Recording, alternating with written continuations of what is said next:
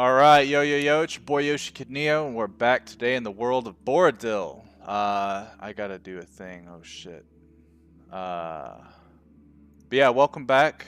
We had to take last weekend off just because of work. But now we're back. We've got at least half the party today. So I'll be changing the characters and stuff like that that are currently in. But yeah, hopefully it's a good session. Enjoy. Alright. So before we get into recap and such, I would like to take the time to sort of show you guys what I've been up to the past few days. Mainly this thumbnail is one of the things I've been working on. So anytime we finish a session, I'm going to leave the screen to this. What that means is then if you guys get onto Roll20 and look around, you'll see this. You'll be able to see the current location where the party's at. You'll be able to see the date that is within the game itself. And you'll be able to see what characters are currently in your party. Because after having a lot of folks like not being able to show and stuff like that, we're going to just make them turn into generic NPC 1 for the session, and they'll just be in the tavern drinking. They won't participate in combat, and any of their like story session elements or anything like that will probably, like, even if you try to do it, like, I'll hint a little bit, but I'll probably just make them get belligerently drunk at that point and pass out to where you can't RP with them, unfortunately.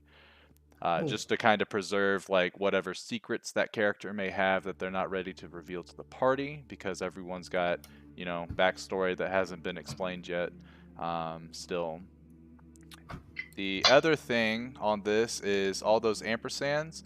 I want to encourage everyone to sort of like type out, you know, like a real quick like sentence that says what you guys want to do. The bottom 3 on each side, the left and right, I put out there.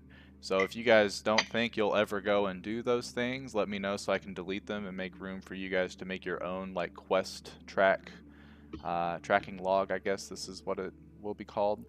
But this will help me figure out how to prepare for future sessions in a way. That way, if, for instance, I've got Aid Willow, like if you guys don't give a shit about Willow, let me know so I can take that out, and, you know, I just won't have anything planned for when you guys help Willow because you guys don't really want to do it. Whereas if there's something you really want to do, like maybe backstory intensive, you're like, I really want to go explore this area, put it on there so I'm like, alright, someone's interested in going there. That way I can sort of map it out instead of all of a sudden in a session, yeah, I know we're doing a thing here, but we're going to go here for the day and do that, and then I have to improv everything and I don't have maps or NPCs ready. So just to kind of make it to where it's a little easier on me to figure out what exactly you guys as a whole want to accomplish in the game. And right now it is still the same time. You guys haven't rested just yet. But the last thing I want to point out is if you all go to your journal tab, you should see a folder that is entitled Lore. And if you click on it, I have taken the time to do everything except for Iris because I have to find photos for the main folks in Iris. But I have, if you click the little drop down, you can click on the people and read what the party generally knows about that person. The pink hyperlinks kind of give you, like, if you click on it, it should open up the character tab for that character that it's talking about or the location. So it's got general information that your party has gathered, and I think should be available for everyone to look at. That way you understand better, like, maybe who these people are and stuff like that. So more of like if you actually care about any of the lore and stuff, it'll be there. If at any point you're reading through and you're like, that's wrong, you can let me know and I can update it or add or subtract any of the information that I have in there. If you think a character is a little more like they need their own little tab so you guys know who they are, let me know and I can add them and try to find a thumbnail and stuff for that as well. Other than that, I think that's all I have to say about Actually, what guys, I've been up to. Yes, we can hear you. Okay, I have a headset now. Hey, So, neat. You do sound a lot more yes, it is. clear. Yes. Also, I'm not on my computer yet because I wasn't kidding when I said I was putting together furniture, and one of the things was for my computer. But I am here for everything except for roles, I guess. But I think we'll be role playing for a little while, so it should be fine. Maybe, I don't know. It Yeah. depends on what's going to happen. Yeah, you Also, should tell be me if I'm good. too loud. I'm lowering You're your good. volume, but you should be fine. Okay. Yeah, we can just adjust you if you're too loud. Yeah. All right, so recap. I will do the recap this time.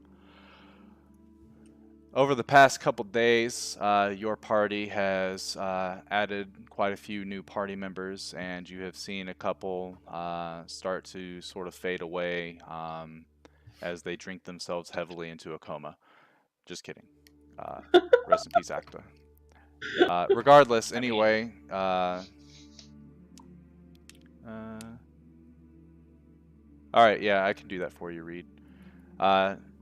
Regardless, you guys had figured out that there was something underneath the city of Cragstorm, something that was causing this quote-unquote sickness that has been happening in the city since its inception, but for whatever reason, no one's been able to pinpoint. And it wasn't until the last couple weeks that the infection started to spread more and more. People were getting sick, going crazy, and starting to just attack random people in the streets, including folks that they were friendly with or maybe had some sort of relationship with, and they would just, lose all sense of themselves and attack. You guys decided with this information you were going to go and check out underneath the sewers, like, what the hell could this be? Mainly because someone had apparently been taken from the sewers as they were going in to aid somebody that wasn't actually there because of an illusion. And you guys also remembered, oh shit, we left a werebear down there. We should probably take care of it. While most of you currently weren't present, you guys ended up finding a very, very deep tunnel that went a couple hundred miles underground and opened up into this really large cavern that you couldn't see too far out of. But after some investigation, you found it to be an old ancient city. And there's no telling exactly what time period the city is from, but it's a couple hundred miles, or not 100 miles, that's a lot. It's a couple hundred yards underneath Cragstorm now.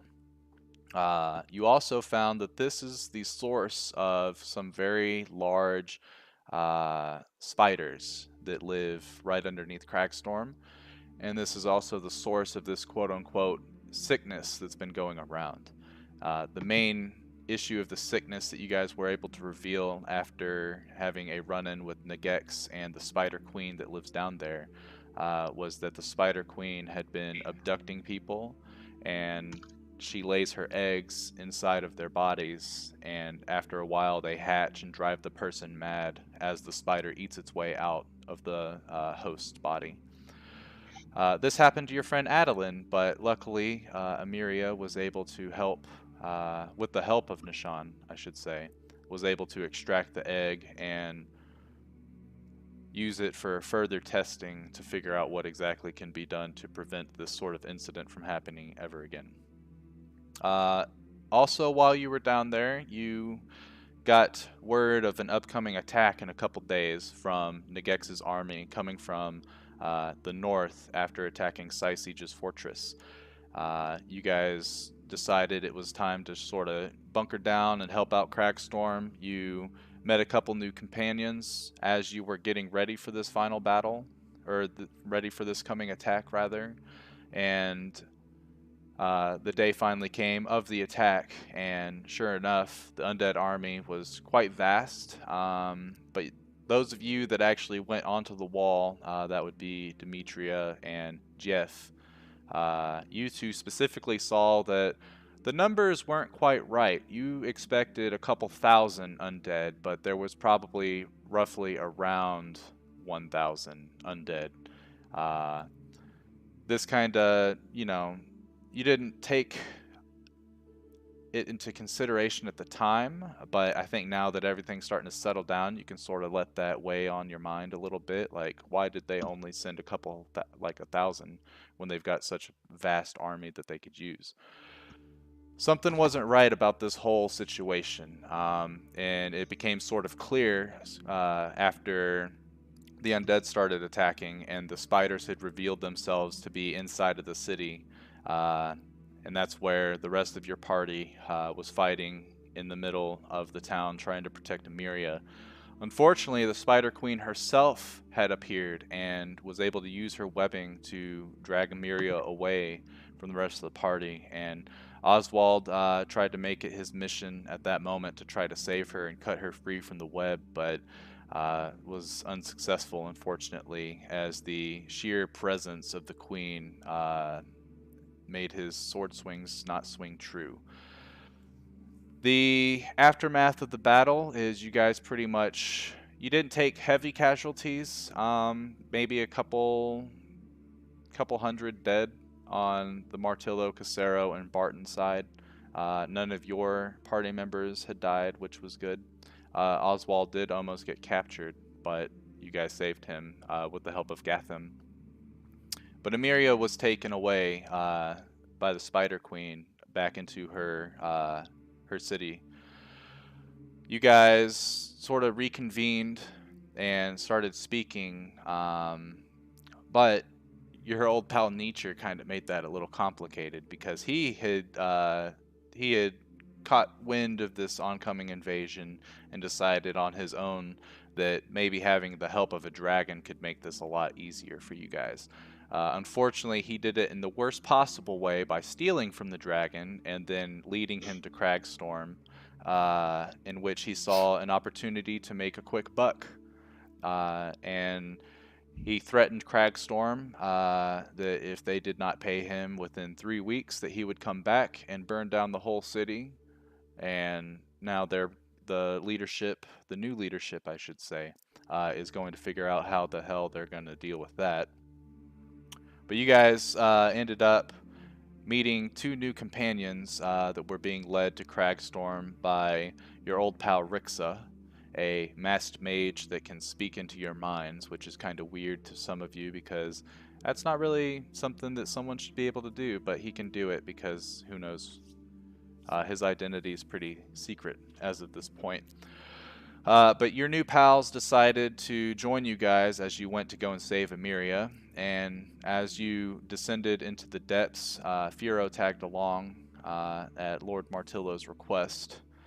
You guys were approached by one of the spiders who Nietzsche was able to speak to because he can talk to animals and shit, and the spider told Nietzsche that he was sent here to bring you guys forward to meet somebody. And you guys complied, you followed, and that's where you guys found Nagex and the Spider Queen with Emiria and a couple other figures known as Dr. Belladura and the Bone Claw. The whole point of this was for Nagex to pretty much give you guys one warning. If you stand in her way, she will find every means possible to torment you. She does not plan to ever kill you guys outright. She thinks it's more pleasurable to watch you suffer and gain as much from you as she possibly can before ending you and possibly resurrecting you to become her slave for the rest of time. But this was her one warning, she said, and then she allowed you to watch as she extracted many of the vital memories from Emiria using some dark ritual and some really large metallic spike. After this, she had turned to the Spider Queen and told her that she had 20 seconds, or she had to give you guys 20 seconds to try to make an escape before she would send her hive against you. You guys were able to make it out kind of by the skin of your teeth because there were literally hundreds of spiders crawling all around this cavern approaching you guys, and Nietzsche decided that he would use everything in his power to make sure you guys were protected, and he cast his spell that allowed him to transform into a big-ass fucking red dragon. From as far as you know, he was able to collapse the tunnel underneath you, which really aided in your escape. Firo and his gang, or Firo's gang members, had already been blowing a lot of the holes up and caving them in, and Willow was able to help them with that. As of this point, you have no idea what has become of Nietzsche. More than likely, he is probably dead, though. But he saved you, so that's pretty neat, in the words of Nietzsche himself. After that, you guys decided, okay, it's kind of time to figure out what the hell's going on, so you kind of split off into different groups. The main thing to note is that after you guys had asked, Firo had told you guys he had no idea why Nagex knew who he was, and as of right now, you believe him. There's no reason for you guys not to trust him. And he left to go find Lord Martillo. Dario and Demi went to see Willow, and this is where we ended the session. As you guys were speaking to Willow, a flash of blue light came from Amiria's tower, and all of a sudden a dark robed figure appeared from behind Willow, and she said very softly under her breath, "Strike two." Waved her hand, disappeared, and there was another flash of blue energy coming from Amiria's tower. After that, Willow tried to speak out to Demi and Dario, but no words could be found. She clutched her throat, trying to figure out what the hell was going on, and started to scream, but no sound could be heard. Demi and Dario tried to sort of help her, but I mean, you guys were pretty powerless to do anything, as her voice, her way of communication had been taken from her. And that is where we will begin the session. So let me get you guys onto Cragstorm. Hello, Jeff. Hello there. I woke up this morning thinking it was 11 o'clock for everyone, and it was not. You're good, bro. All right. Real quick, Jeff. Well, actually, Yes. I'll just show you at the end of the session. I'll show you the thumbnail where you can add like quest ideas for me.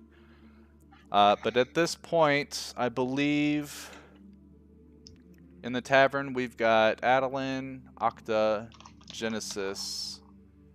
I think that's all. So they're in the tavern, not doing anything, but I guess licking their wounds. Captain Raymond is over here with Amiria, trying to heal her and bring her back from her little coma that she's in.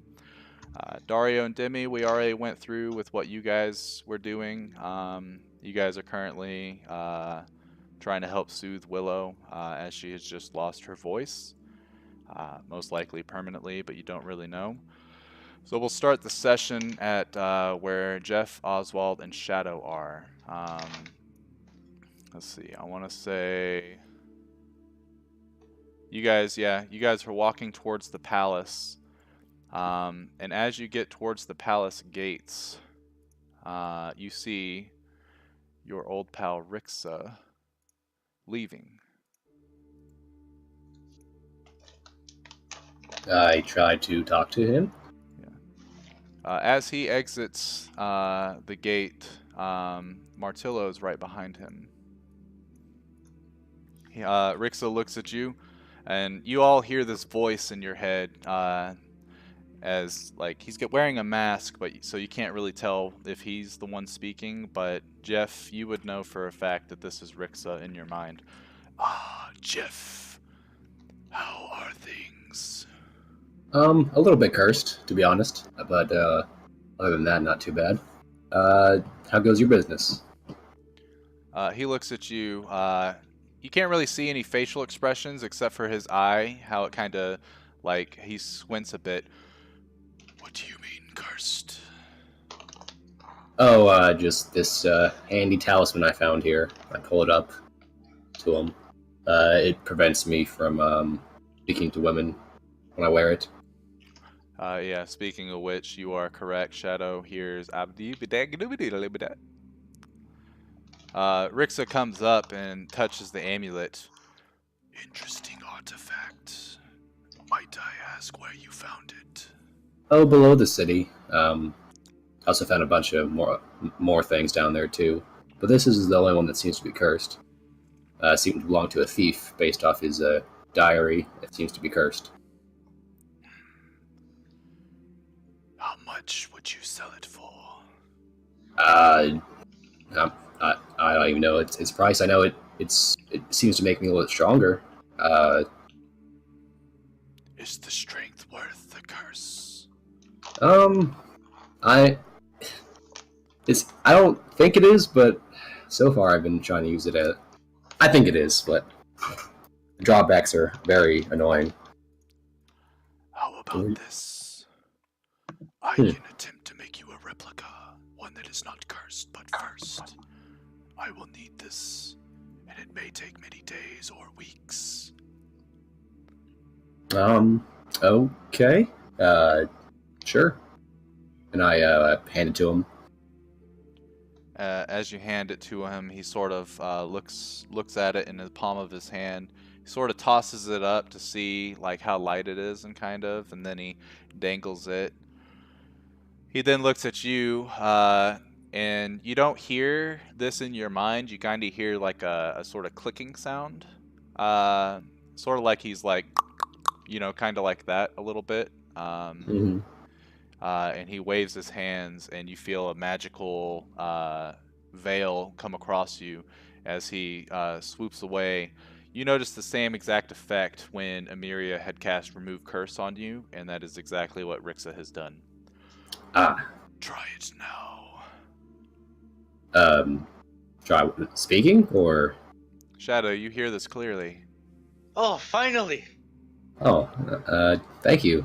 Thank you. It can stop.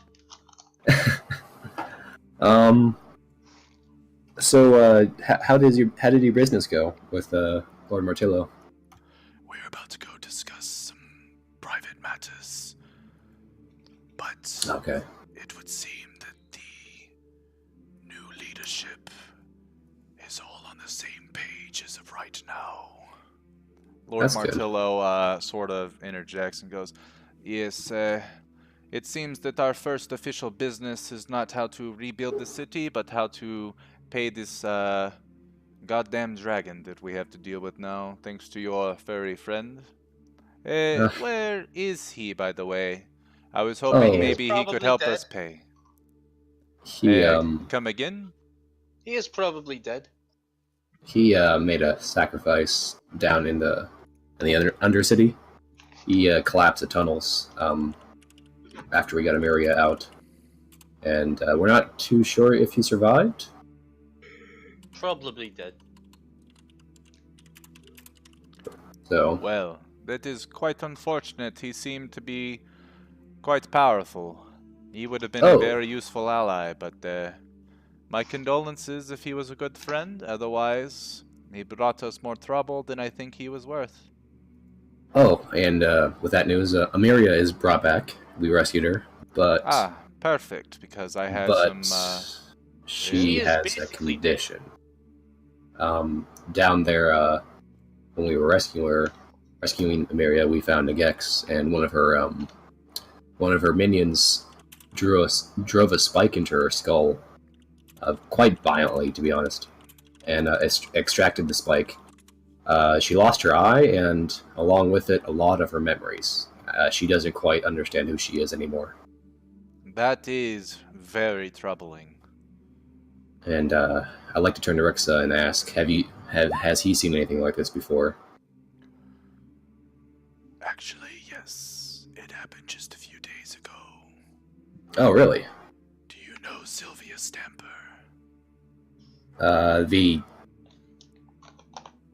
Is that the name of the librarian? No, that's Odrix. Sylvia Odrix. Stamper is the quartermaster and right hand to Sysich. Oswald, Not sure I this remember would it. definitely pique your interest as you hear this being said. You don't know who Rixa is. You've never dealt with him before. but you definitely know Sylvia Stamper and have a very close relationship with her as you trained alongside her at Sycege's fort. Unfortunately, the gentleman known as Dr. Belladura had done the same thing to poor Sylvia. She has no memory of who she is, or what Sycege is, or anything that's going on. But she does still know her abilities, so the fact that Dr. Belladura was able to extract that from Emiria is most unpleasant. Yes. And then in a few weeks, she has had time to recover. The other person, has she gotten any better, or is she still the same? It's only been a few days from what he Oh, said. okay. As of right now, no one knows where she is. I see. I believe Sycege is currently sending out as many folks as he can spare to find her. I do not have a relationship with any of these folks, as I do not believe they know I exist.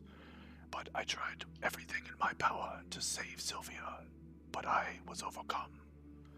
I want to give you warning. There's a group of evil adventurers much like yourselves. They are quite powerful. That's most unsettling.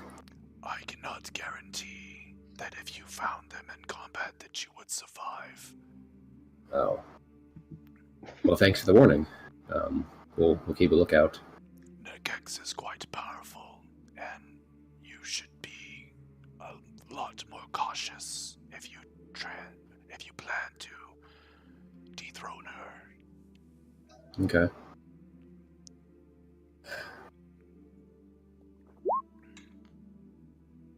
Well then, thanks for the warnings, and we're just us three here. We came here looking for Firo and whatnot. Oh yes, Firo is in there, I believe. Yes, Firo is still in there. He is taking care of my portion, as I have business matters to discuss with Rixa here. Okay. Well, thanks for the warnings, and I guess we'll be on our way. Unless there's anything else you guys need to tell us. Not from their standpoint. Does Shadow have anything to add?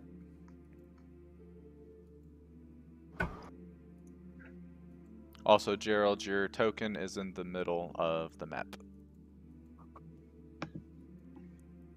Okay, because No, Shadow doesn't have anything to add. Okay. Reed, I know you can't speak. If you have anything that you would like to discuss with Rixa or Martillo, just text it to me and I'll text it back to you, since that's easier for you while you're at work.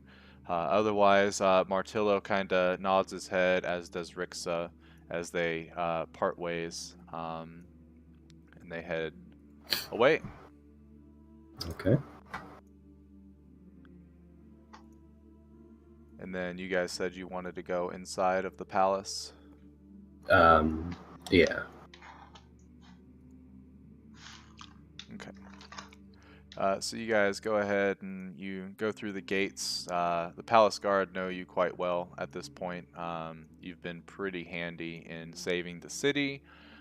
You've been doing a lot of good things for Cragstorm, so as far as titles and such, you probably could guess that you are like ranked very, very up close to nobility in the city, if that even has any way in this type of town. But you guys walk into the palace, and in the main throne room, you see quite a few folks standing around. It's a good mix of Casero, Martillo, and Barton troops. And each one of them are getting orders from Firo, Casero, and Lord Barton themselves. They're talking about, I need you to go and check up on this, this, and that. I need you guys to send a scouting party to the east. We need to tell them that everything's okay and the civilians can come back. They're also talking about how they're going to rebuild the outside, because pretty much everything in the north part of the city is either burnt down because of some firewalls that popped out of nowhere, or some like lightning strikes that fucked everything up, a couple fireballs that popped off and burnt down these shitty shacks. I do believe Dr. Gear's house is actually completely destroyed, so that might be pretty neat. I don't know. I don't think you guys like that guy. It was kind of creepy. Yeah. But yeah, you guys see these guys, and as you walk in, Furo's the first to notice you guys. Oh, hey, my favorite pals. How you doing? Pretty good. All things considering.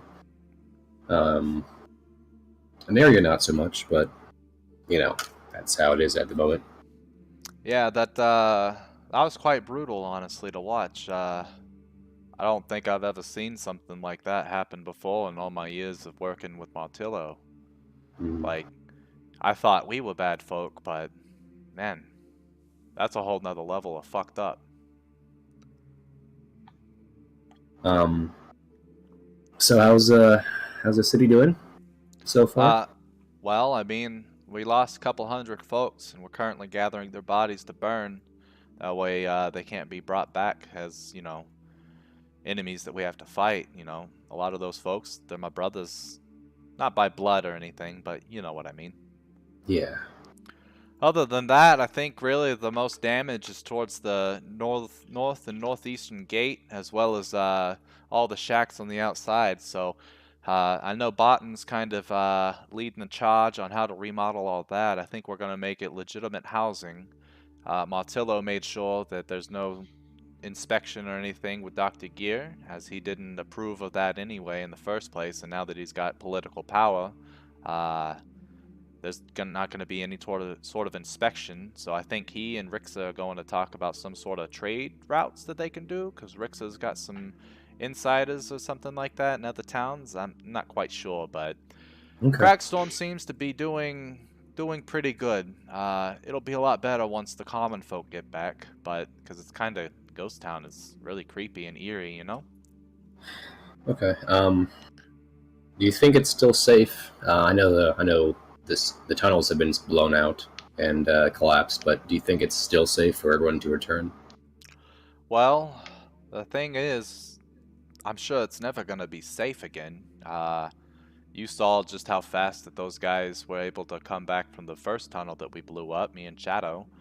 And more than likely, they're gonna have some way of getting back up. I'm sure they've got other trails that are deeper down. Maybe they go a couple miles out around Cragstorm, but I think we have a better idea of what we're up against and we'll be better prepared. I do believe that Martillo and Casero are planning on having, you know, troops down in the sewers, and we're going to get some sort of line or something like that to make sure if something does pop off that we'll be able to get the word out and deal with it ASAP. So we should never be caught off surprise again, which means not anybody should be getting infected, and if they do, well, I know Amiria's kind of out of commission at this point, but her apprentice Nishan's still around. Yes. Okay. I guess just look out for if Nagax ever wants to retake her old capital back. So, which probably would happen in the future.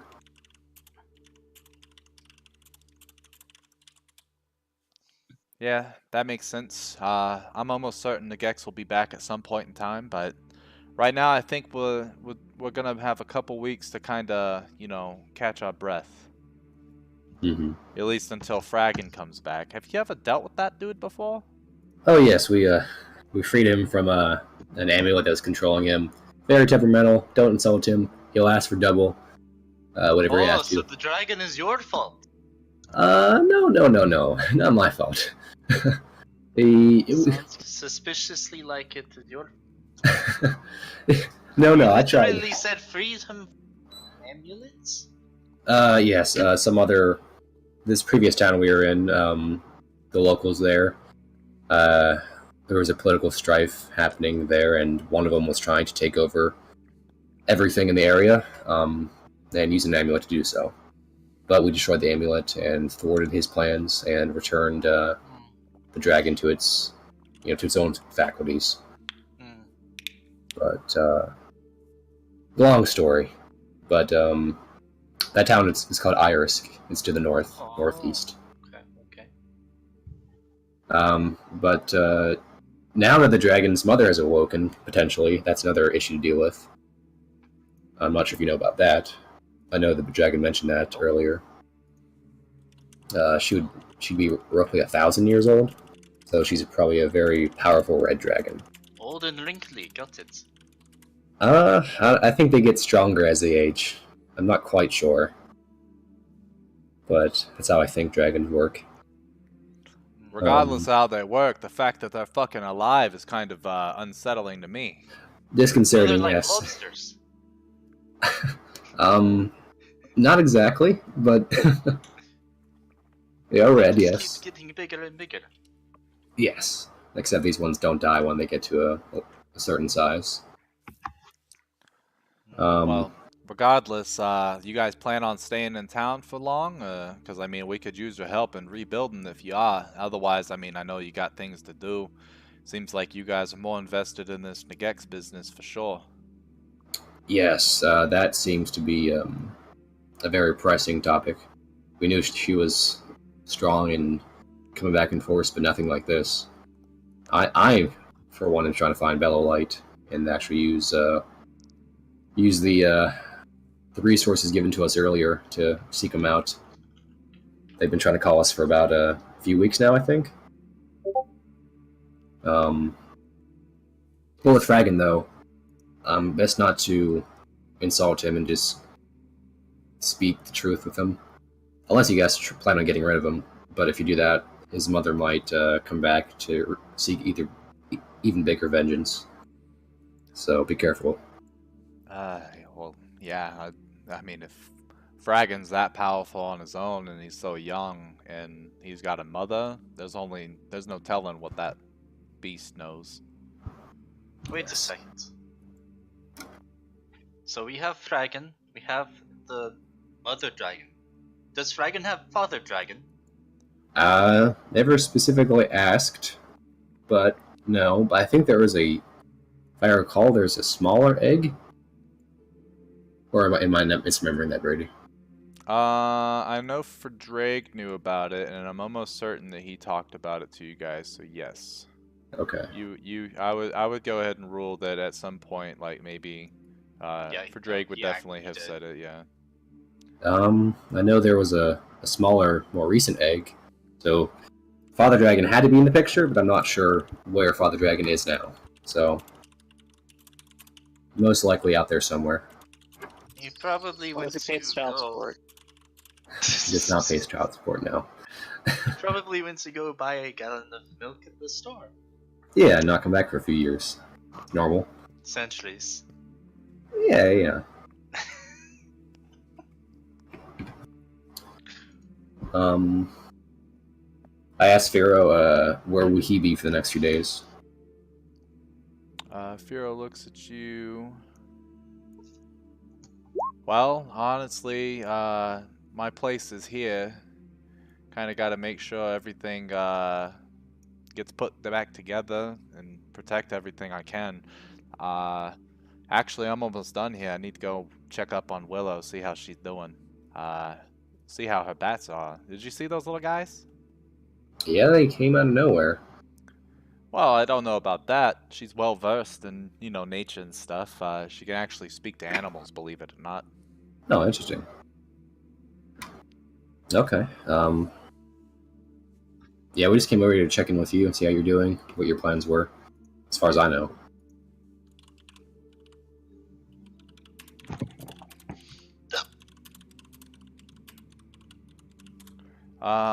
Well, yeah. So anyway, yes.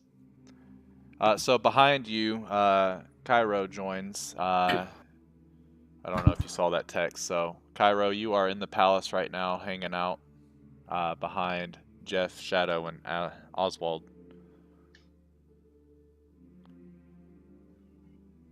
Okay, hold on. Can y'all hear me? Yeah. Yes. Okay, I was doing like the push to talk thing. So Cairo looks at everybody, saying hey. Hello. Also, Cairo wants to know if any of you speak? Is Sylvan? Correct. I do not. Possibly Willow would. Willow might speak Sylvan. The only person I know off the top of my head. Yeah, I was about to say. Dang. All right, because I have some information from the events of what we did back in the cave, and I'm looking to find out some more info on it. Yeah, maybe Rixa or Willow. The only two people I know that speak Sylvan. But sorry, can't really help you out there. Well, we can go make a trip to visit Willow. If Yeah, that's what everyone wants to do. chimes in. He's like, I mean, I'm almost certain if she can speak with animals, like Sylvan's kind of the language of the elves and the Fae, if I'm not mistaken.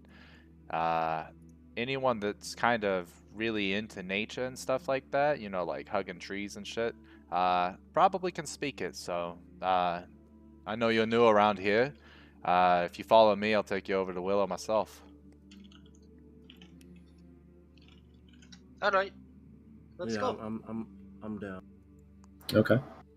Fira looks over to Casero and Barton. Well, if you guys need me, I'll be back here shortly. Got to go check up on some things, but I think my guys know exactly what they're doing, and they kind of like just ignore him as they're still like trying to settle things between themselves on how to repair certain parts of the town. But Fira looks to you guys. Well, if you're ready, let's go on. All right. Lead the way. So while these guys are walking towards Willow's place, it'll probably take them like 2.5 minutes to get there. Demi and Dario, you guys are still standing with Willow, clutching her face, tears just streaming down.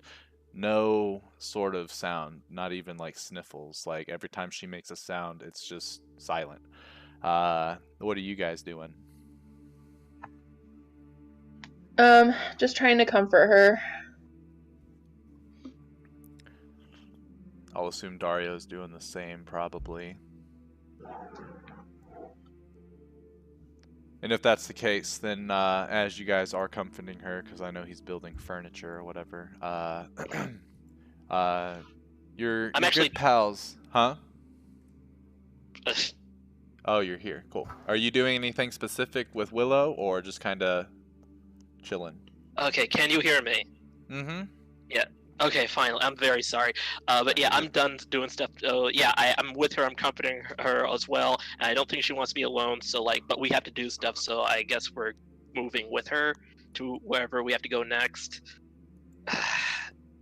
So yeah. Well, you kind of get up and try to like gesture and go, "Hey, Willow, like let's go." And she kind of disagrees and stays in her grove. She tries to speak to you, but it doesn't work. Her bats are kind of like, huh? Is there like a pen and paper anywhere? Oh yeah, she's blind.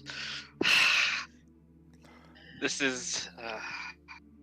Dario, do you guys have any way that you can speak to each other in your minds? Oh yeah, those guys. This thing. Okay, I grab my sending stone and I say, "Hey, bad news, family." Oh no, I'm not gonna say it that way. Okay, so there's some bad news, guys. Can you guys hear me? Silence. They're too far away. Fantastic. But as you're trying all these things, you're trying to figure out what the hell is going on. A couple minutes pass after this whole incident happens, and you try your sending stone again, and Jeff, Shadow, and Oswald, you guys would hear him coming over the sending stone saying there's an issue.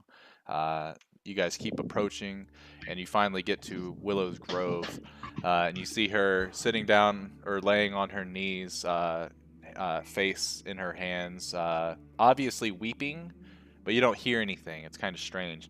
Firo, seeing this, he gets kind of a sickly look in his face. He kicks off his boots and runs over to comfort her. Immediately as he starts to walk on the ground, vines sprout up in front of him, And it almost seems as if Willow has stopped crying almost immediately. As Firo gets over, he's like, "What the hell did you guys do?" Okay, so first of all, wait for us to explain what happened before you get all offensive. Second of all, we didn't do this. At least, yeah, we didn't. Okay, and I'll explain what happened. Should we do like a cut, or like should I just like No, literally explain what it, happened? yeah, in character, yeah, because nobody Okay, except okay. for you and Demi know this info. Okay, so let me collect myself here. A little while ago, we were asking Willow some questions, and honestly, Fiero, they were about you.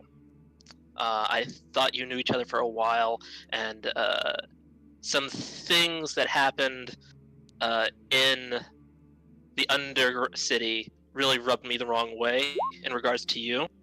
So I thought I could get some more information. Willow had none, as you probably already realize. So we were about to leave, and then there was a flash of blue light from Amiria's tower. And then there was a woman here, standing behind Willow, and she softly said the words, "Strike two." And this was after Willow had just told us a story about how she had met a woman like that long ago when she first lost her sight, in which she said, "Strike one." So this was strike two. And after that, there's another blue light from Miria's tower. The woman disappeared, and Willow could no longer speak. And that's what happened.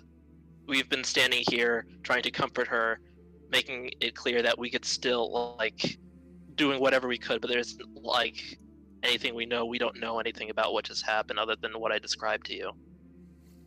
So, Okay. So what you're telling me is that something happened up in that tower, and he points over to Amiria's tower, and you can see as he's pointing, his hand is shaking. You can see there's a rage over his face, and a couple tears are starting to fall down his eyes. He's like, "You're telling me something came from that tower right over there? Came over here and yes. stole her voice?" Yes. Willow sort of like wipes her eyes away, and she just kind of looks, blankly. You see the vine sort of retract.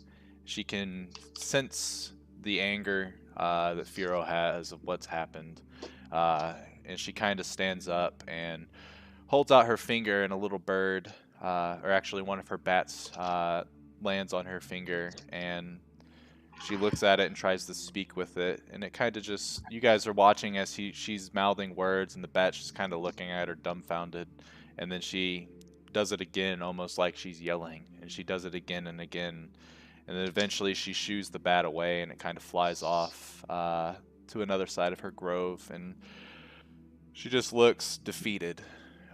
She kind of sits onto her knees again and kind of just sits there blankly staring at the ground, trying to comprehend what just happened. Firo pulls out his Shadow's gonna walk daggers. up to, Go ahead. with her shoes off. Shadow is going to walk up to Willow and hand her Onara's sending stone. All right. And she's going to use her sending stone to distract her and everyone. And What did you say? can you communicate through these sending stones? She kind of pikes up and looks around, trying to figure out how she heard that voice. And it looks like she's in deep thought as she's doing this, but you don't hear any sort of response. Just think towards us, I guess. And Shadow's going to hold like the other sending stone and take Firo's hand. That's very adorable. Okay. And Firo is holding the sending stone, correct? Right? Mm-hmm. All With right. Shadow. And yeah, and he's thinking, and you guys all hear this, like, Willow, can you speak to us through this? And she's trying her best. Like, you can see, like, she's She's got her eyes closed and they're kind of clenched as it looks like she's thinking really hard and just nothing is happening. Shadow's good attempt, but whatever magic that was, whatever the hell that person did, they not only stole her, like, way of speaking to us, organically, but they stole her mind's voice too. But you can hear us though? And she nods her head yes. Well, that's something at least. Well, he kind of steps back a little bit and goes, leaves the grove. He's probably about 5-10 feet away from you guys. He's putting back on his boots. I've got some business at that tower, and he pulls out his Same. daggers. Vera, wait up! Alright, well, I guess we have nothing else better to do, and we should probably help out this lady, so... Yeah. Shadow puts on her boots / shoes and gets going.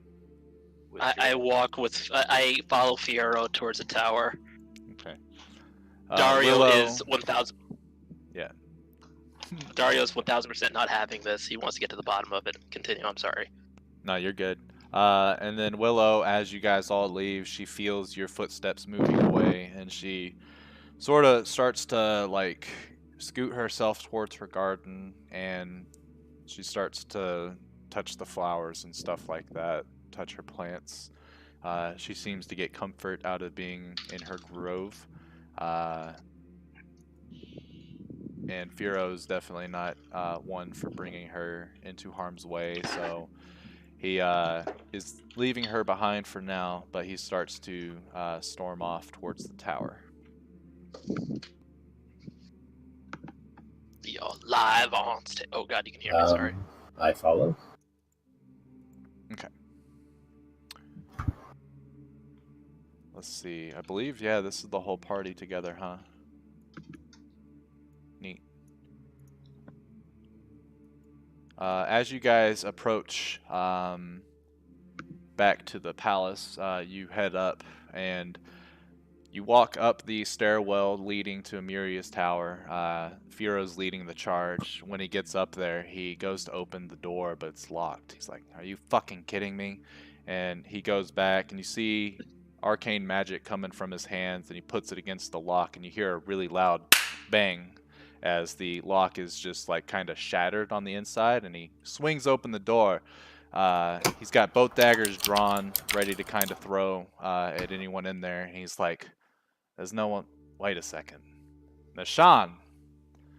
As you guys all start to fill in the room, you guys see Nishan in the corner, unconscious. "Hey, wake up, pal." Fiero kind of kneels down, starts smacking him in the face. No response. Is he alive? Dario goes up, and are you proficient in medicine? Let me double. I think I have the skill, but let me double check.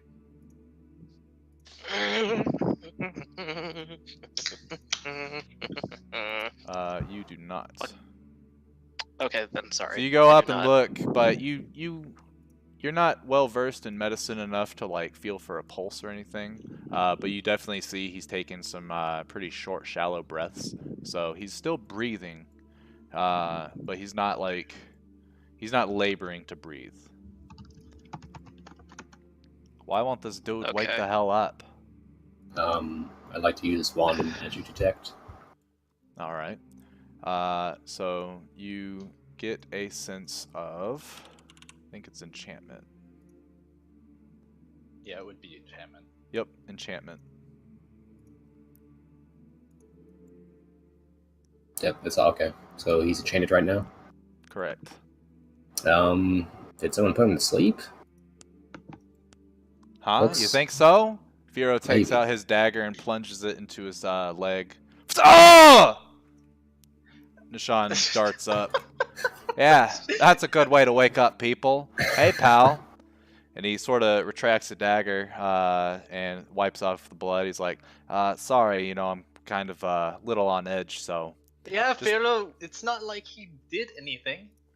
well, In character, I don't like that, but out of character, that was fucking baller as all shit. I like. Like, we get it. You are greatly upset, but you could have smacked him or something instead of I stabbing did him smack with the him. leg. Didn't you see me do it? You Nishan at this tried. point, The he leg. kind of, he touches his face. He's like, ah. And then he's clenching his leg as well.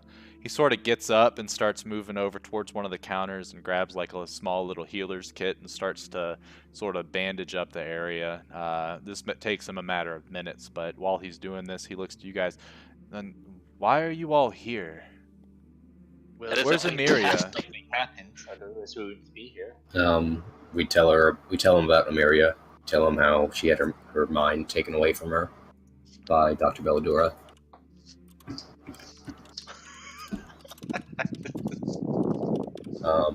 We ask him, has he seen anything strange, and why was he just sleeping just now? Why Well, are you taking a nap, fam? Sorry. he kind of scratches his head and he's like, well, I was just, cleaning up the tower, waiting for Amiri to get back, and then all of a sudden the teleportation circle went off, and by the time I spun around, I was, I guess, put to sleep. No, Sean, Yes. do you happen to know how many other teleportation circles are linked up to this one? He kind of thinks for a bit. He's like, well, I know that this is kind of Bellowlight's teleportation circle system. I don't know exactly how many, but I know most of the major cities are linked up to this one, including Sycege's Fort and Melee Tower. And I'm sure there's a couple others here and there, based on Amiria's needs. She has been using this tower for a couple hundred years, so... But as far as I can tell, only members of Bellowlight know of this circle. Oh, so we should talk to the members of Bellowlight to Uh, see what happened. Now, what Yeah, exactly did happen? What are you talking about? Why is this teleportation circle all of a sudden important? Well, okay, so I'll field that one if no one minds. And I'll just cut to the chase. I tell him about what happened to Willow and how it came from the blue light came from this tower, and then we saw a woman, and that what he just told me means that it's very likely that someone from Bellowlight did whatever she did to Willow. As you say that, Oswald kind of like perks up an eyebrow. I'm sure he would kind of interject and be like, "No one in Bellowlight would ever do that." Reed, if if you're listening to all this, correct me if I'm wrong, but I'm almost certain that's what Oswald would do.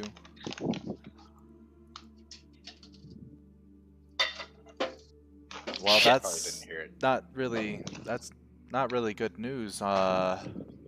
If there's someone in Bellowlight that's trying to pretty much take everything out from the inside, that's something that needs to be reported, I'm sure.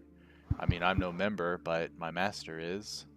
Where is Emiria, by the way? Oh yeah, She's- that. She's Someone else explain. she's back at the inn. She's not doing so well. Down in the Undercity, the Gex appeared, and one of her minions, Dr. Belladura, drove a spike into her skull, taking her eye and a lot of her memories with her. Emiria doesn't understand who she is anymore, and she's in great confusion. Nishan just kind of stares at you blankly, and then he kind of shakes his head. He's like, so she has no idea. She doesn't know anything? No, she didn't know who we were, who she was. And apparently this has happened once before. I look into Nishan and I say, Rixa, and he should recognize that. Yeah, and he how we can definitely both knows say who it now. Rixa is, yeah. He's here, actually. He's with Lord Martello, and he saw the same thing happen to someone else in Sysige's fort around 2 days ago. Oh, speaking of him, he did remove your curse, so we should probably go talk to him a little bit about this with Willow, or about Willow's situation. Probably. Yeah, if we can find him. Well, this is all a lot more than I bargained for, that's for sure. Let me just patch this leg up, and do you know where Miria is right now? I believe she's at the inn, isn't she? No, you would know that she's over by the blacksmithing area. That's where okay. Captain Raymond's got kind of a little clinic set up with his clerics and the druids. Okay. I asked Nishan, did Miria keep any... I know this is Miria's, private areas, her tower and whatnot, but did she keep a diary or anything like that we would have access to? He kind of scratches his head and he's like, well, I mean, all she really has are notes on our experiments and findings with arcane magics and stuff. If she had some sort of diary, I'm sure she had a really good way of keeping it secret from me, as I have no idea where it's at, and I am with her every single day. Okay. Or is there anything that could be of use to us? Any notes about things that have happened in the last month or so? The only thing would be that infection that we've been investigating, but anything to have to do with stolen memories or Negex's power, I've read all these books dozens of times and I've never seen anything mentioned about it. Okay. If someone was on the inside of Bellow Light and was trying to take it out from the inside out, they would probably be being very careful and not, have anyone know who they are. So it's probably unlikely that anyone actually has any real concrete information unless we go investigate every single one of these teleportation circles that happen to be linked up to each and every single one to here, and go through that systematically, or find someone else who knows exactly who is in Delalight, or actually Shadow has no more ideas after that. Yeah, and that could take upwards of months, if not years, to investigate. So whoever is using these teleportation circles, more than likely either has somehow infiltrated the circles themselves, the circle network. I don't understand exactly how it all works. I haven't really learned that spell yet. I'm not as strong as Emiria. But if you find someone else that knows more about teleportation, maybe they can tell you how someone could learn of a circle's location or something. Maybe that's what they're doing, and they're trying to make it look like Bellow Light. Sean kind of shakes his head. He's like, man. I asked... So you probably wouldn't happen to know anyone with any divination magic then, right? Not in the city. After Emiria, I think I'm the strongest wizard, and I'm not really that strong. Oh. I asked him, does he know how to use a teleportation circle? No. I just said that. Oh, sorry. I'm sorry. I was just fucking with you. Okay. In character, there's also something that we need to consider. Whoever did this knew exactly whatever keyword that Willow might have said that tipped this person off. They knew when it was said, so they had some sort of ability to either hear Willow's area, hear around Willow for an indeterminate amount of time. It would have to be like an ongoing thing, like a channel or a curse or some enchantment, something that is consistent over her and presumably over an exceedingly long distance. So it would have to be someone very powerful and very learned in the arcane arts, whatever this garbage is. I don't know. Last part is in character, but So what you're saying is, if we've got a really large lead box and we put Willow in it, then she wouldn't be spied on. Fira points a dagger at you. Don't ever.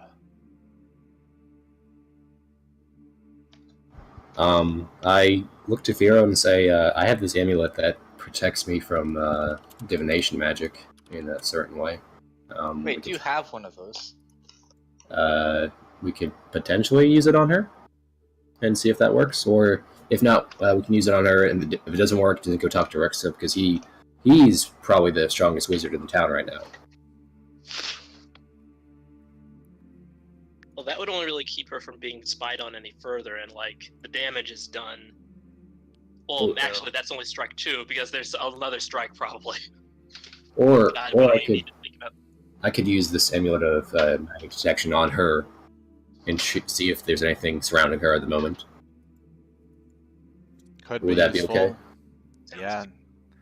It'll give us more answers probably, as if it's a lingering effect or if it's just something that happens instantaneous and is done and done. Okay. Shadow doesn't believe that Willow is one to be willing to do this, but maybe post guards. Don't worry. I've already been dealing with that for a couple years, so I got that under control. Alright. Nishan, I shouldn't have been so hasty to stab you in the leg, but, you know, spells, sleep, stuff like that, usually pain's the best way to come back from that. And he kind of looks at him and does like a glare, and he's like, yeah, whatever. It did work. Just, yeah. Yeah, it did work. Thank you, Dario. Finally, we agree on something together. Uh-huh. He keeps on. Nishan presses against his leg, and he's like, well, I should be able to move now. I'm gonna go see if there's anything I can find out about Emiria, but more than likely you guys know all the information, and we just have to wait, I guess. If you would, I'm going to lock up. I think it best to try to make sure no one comes up here and snoops around, just in case somebody is still around. Yeah, sure. Firo puts his daggers back into his little holster, and then starts to walk out of the tower.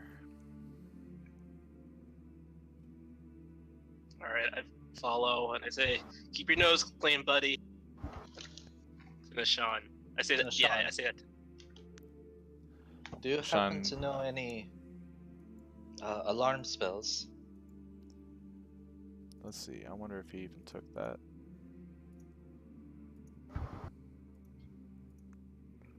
What spells does Nishan know?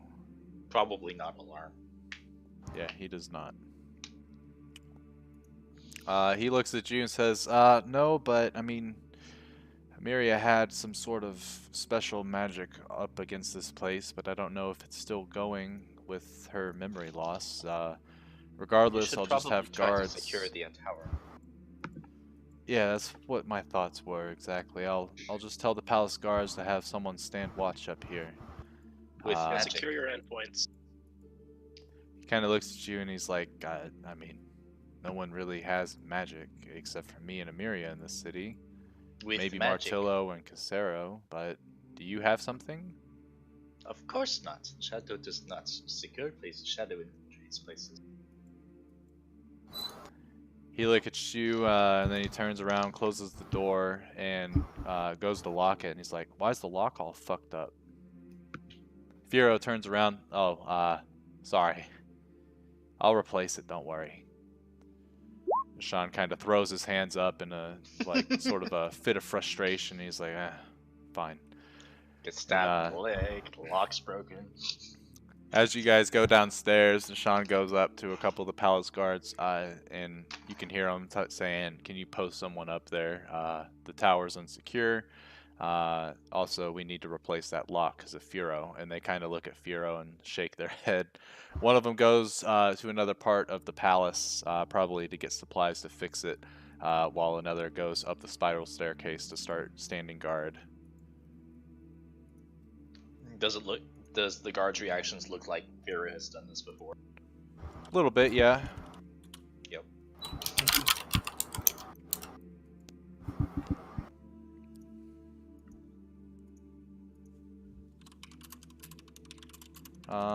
So you guys are heading to Willows again, right? Actually, I think we should go to Rex. We should probably Rex. find Rixa. Yeah, Rexa first, because we just be making another trip. If he Okay. even agrees to come with us. Okay, so you guys knew that he was heading towards Martillo's estate, so I'll assume that you guys go over there to try to find him, correct? Yes. Fair enough. Furo walks, he kind of leads the way, as he is, able to come and go as he pleases from Lord Martillo's estate. As he comes up, there's a couple thugs that are standing guard outside, and they're like, Furo, Martillo's been waiting for you. Oh, well, perfect, I'm here. So, these guys are with me. And they kind of nod their heads. Furo opens the door and he turns around. Don't touch anything. Understood. He looks specifically at Shadow. Don't touch anything. What happens if we do? Martillo probably, you'll take it up with Martillo. How about that? I'm giving you fair Okay. warning. I don't care. He doesn't like his stuff to be touched. Copy that. Alright, so let's see. As you guys walk inside, it's kind of dimly lit, like there's a fireplace going and a couple torches that are lit around. Currently, Rixa and Martillo are kind of staring, like they're right by the fireplace. They're not sitting down, there's a couple chairs like spread out and like a little couch. Very, very homely, but they're kind of standing right by the fireplace and speaking to each other. And as you guys walk in, they look over, and Martillo, Furo, you brought the guest that I was not expecting. And Furo pipes in and goes, well, they're actually not really here for you, per se. They're here for Rixa. So if he has a moment, if you guys are done, they just want to speak with him. Martillo looks over to Rixa, and you guys don't hear anything, but they're both nodding their heads. And Rixa turns around, and you guys all hear this inside of your head. My business here is concluded. I will leave and help these adventurers. Furo, you have a wonderful day. It was nice to see you again. Furo comes back in all of your minds. Yeah, it was good to see you too, pal. Short-lived, but maybe next time it won't be on such dire circumstances. Martillo, Furo, and he points towards his office, and Furo turns around to you guys. Well, I've got some business to do, but yeah, if you guys find out anything, I'll probably be going over to Willows to look over the place again, so you can find me there in the next couple hours probably. Otherwise, definitely shout out if you guys plan on leaving the city. And then he walks towards Martillo's office with Martillo, and they go inside. And Martillo pipes back in, and he's like, please close the door and do not touch anything. I will know. He looks at Shadow. I will know. Don't look at me.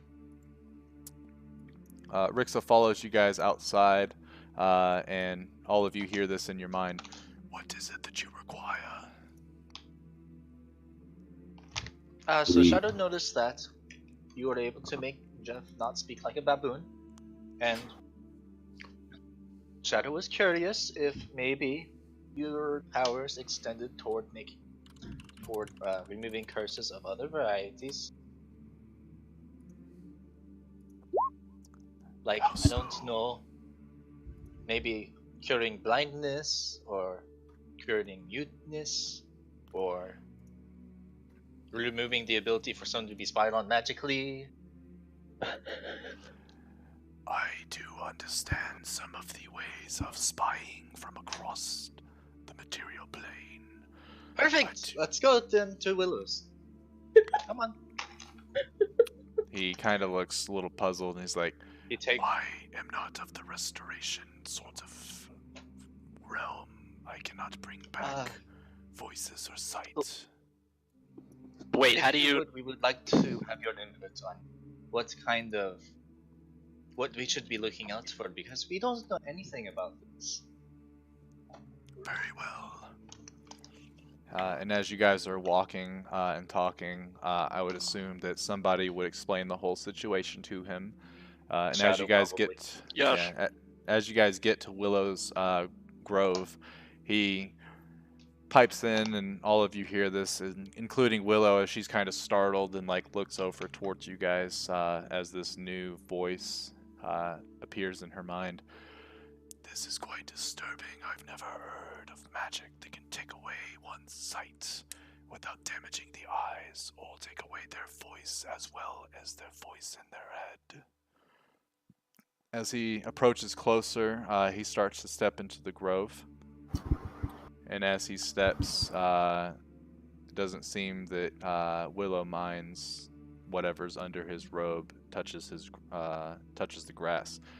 He comes over and, speaking into her mind still, "Do not be worried, child. I am not here to harm you. But I must look into your mind." He places his hand, which is he's got gloves on, so you can't really see like his skin or anything. But as he touches up against her head, she kind of winces a little bit because she doesn't really, expect the hand to pop out of nowhere. And as this happens, you guys watch as she kind of like is looking up and looking around, like what the hell is going on, and all of a sudden, like just a blank stare, and her jaw drops open, and she kind of starts drooling a little bit. I see. Fucking is everything all right over there? What you doing? As you say that, Rixa ignores you. Interesting. He withdraws his hand, and Willow kind of snaps back and wipes the drool from her face, and kind of just looks really confused, as best as a blind girl can look confused.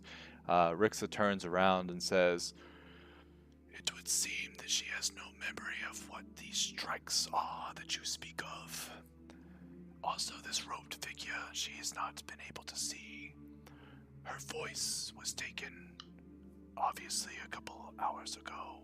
Her sight was taken shortly after getting to the city." I think Demi specifically has been told 2 different stories about her sight has been gone, and this is the 3rd story.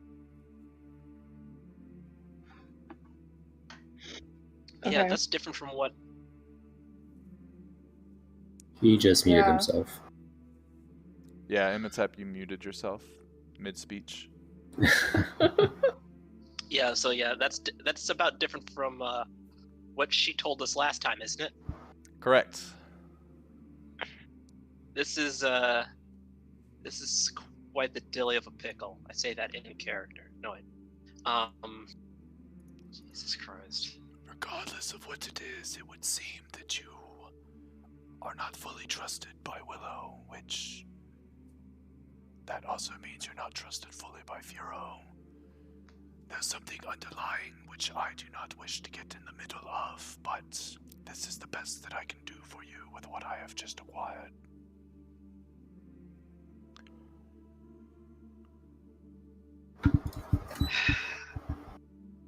I guess, thank you.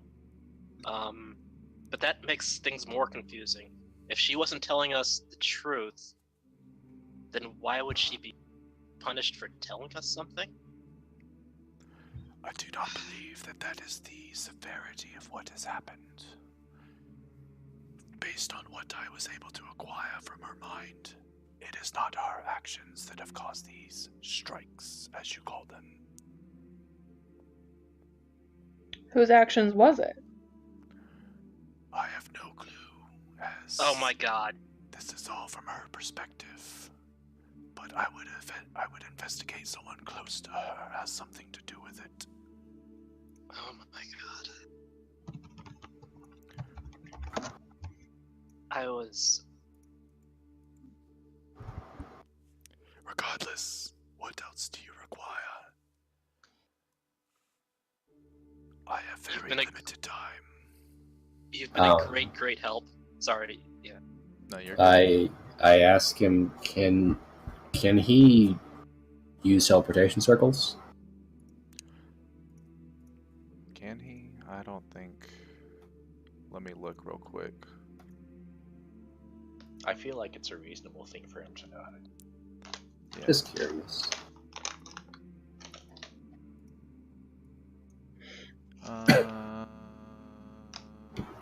Yes. I have dabbled here and there. Why do you ask? Would you be able to discern where a teleportation came from?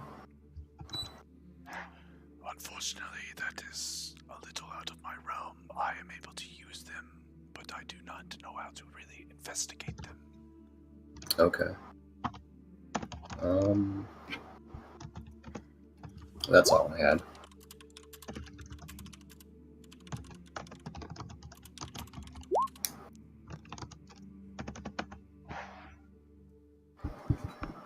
In fact, yes, I do know Sylvan. Why do you ask?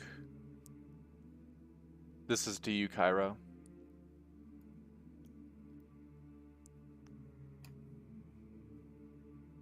Are you just gonna type it? You don't want to talk? Yes, because there's something going on over here. Oh, okay, gotcha.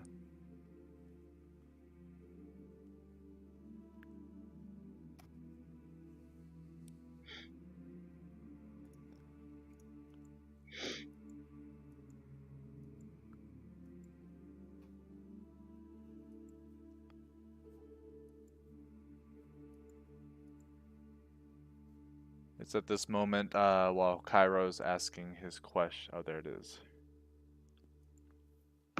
Permafrost. He kind of, you can't see his chin, but he strokes like the chin portion of his mask.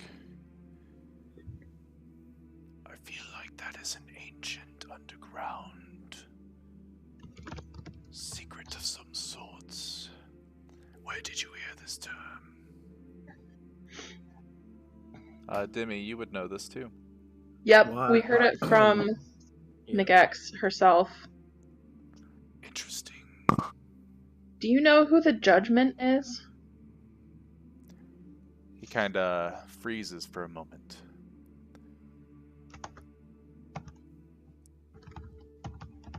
Are you sure? Absolutely sure that's what you heard?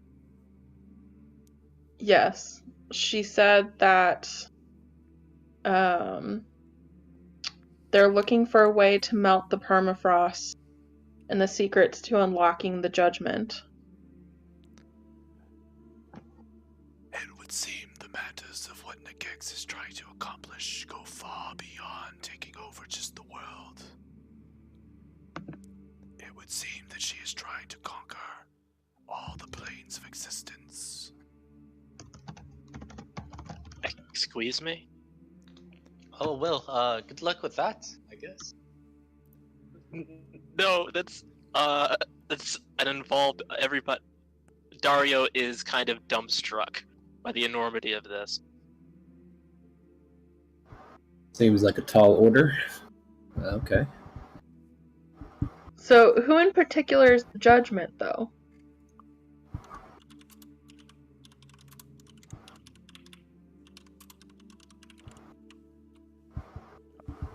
He has to think to himself for a moment.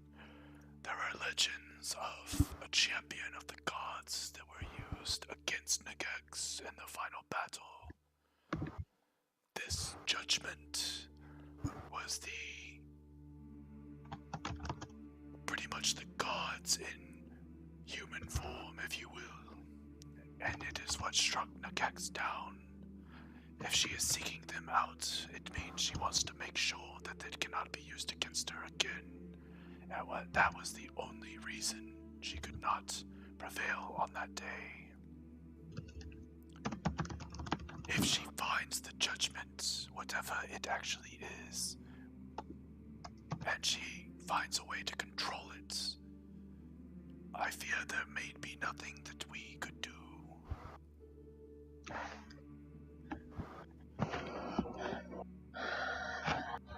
Oh dear. I'm gonna need more hands. Because I want to give this shit 4 thumbs down. Shadow aids you in your quest to give this shit down. It just like gives it her 2 thumbs down for you. Rixa Thank comes you, back Shadow. over in your minds and says, "It is at this moment that I think my personal quest is shifted. I do not know much about the judgment, but I feel that maybe the folks that I am looking for might." And who are you looking for? Jeff, Rixa looks over towards you. "I believe the shadow of yourself knows exactly who I'm talking about." He looks over at Oswald. "You as well." Did he mention this to me before? I feel like he almost Rixa did. didn't. Okay. This is that little mini RP session you and I had after the Yeah, big battle, yeah. Jeff. That's Yeah. what I thought you were talking about. Okay. That's who he's talking about, yeah. Which, actually, just so you're aware, you should have a lore page on that as well that only you can see. And I believe I put it in the Cragstorm folder. Okay. It would seem that our quests have aligned. I have somewhat of a trail that you could follow. And where does that trail start? The city of the elves. And where is that at?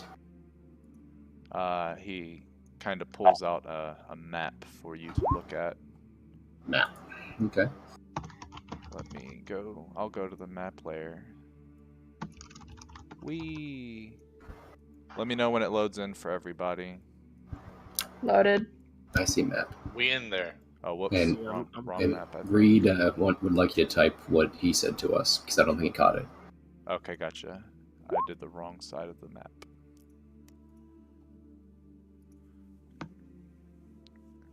So he pulls out kind of a crudely drawn map. It's nothing, like, it doesn't look this good. Just so everyone knows, even though these things are like titled, you would know these are the Fellspine Mountains. You would know that these are like the Thunder Mountains, but like as for like any city names, the only ones you would know for sure, you've heard of Bronzefall, but Summerbrook, the city of the elves, is what he points at. So is that like we can go to the west and then reach it, or do we have to travel all the way east to reach it? No, yeah, you would be able to go to the west. So this is like a continuous kind of globe. So, Okay. right on the other side of Briarwall Forest, where you guys had gone into the Shadowfell, is Summerbrook. Okay. Let me get us back onto Cragstorm. If you guys could give me a moment, I'm gonna type that out for Reed real fast. And I'm just gonna do like cliff notes pretty much.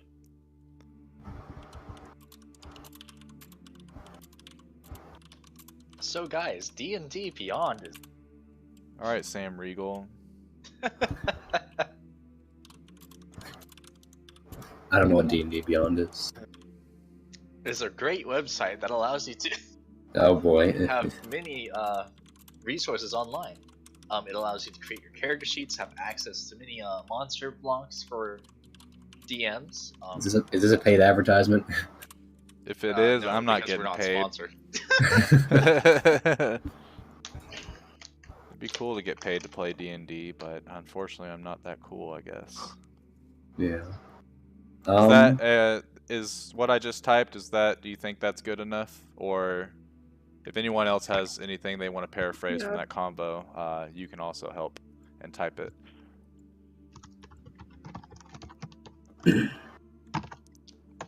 I feel like the 3 people doing weird shit is a recurring thing. I feel like I've heard this before.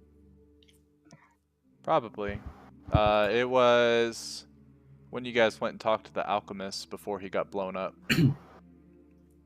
We talked to him? Or maybe, no, it was in his notes. That's what it was. Okay. Yeah, never mind. It was the notes that you guys found.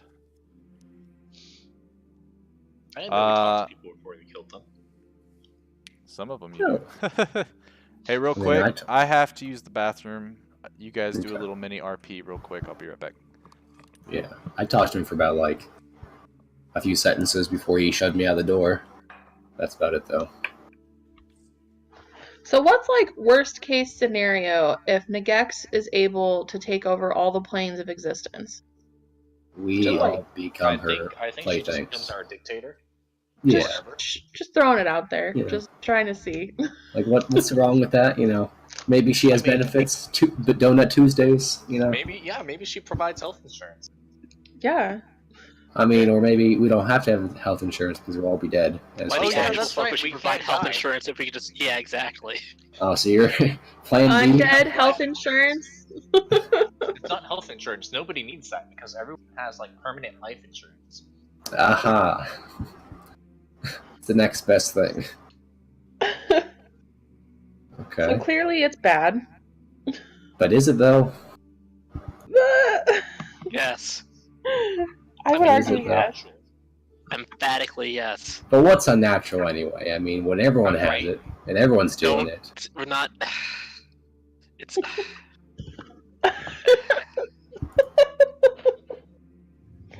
Just, you know, we gotta assess the options, lay it out there on the table. Maybe we're the bad guys, you know? Yeah, you bet your ass on the bad guy. Save the entire world from like the attacks of other planes that we didn't know about or something. Yeah, this is Avengers Infinity War, and I'm fucking Tony Stark only gonna get this shit right this time. I'm gonna beat up the protagonist, fucking Thanos. Fuck that guy. I don't care if fucking Nagex was right all along. Fuck that broad. Oh man. Oh yeah, come to think of it, if we're all undead, we won't be using resources to stay alive. Yeah. Yeah, So- but aren't we like barely doing that now? What are you talking Or about? am I thinking of the other campaign? I'm thinking of the... No, you're definitely thinking of the other campaign because you're all using good berries. Okay. You don't know what meat tastes like anymore. I'm back. Yeah, you don't know what meat tastes like anymore. You have no real concept of the idea of like a rare, medium rare steak or something like that. Welcome back, Ooh. Brady. Thank you. So Oswald asks the question. Rixa responds as the very same. In fact, these are the same 3 from your past. He looks at Oswald as he says that, and then he looks to Jeff as well.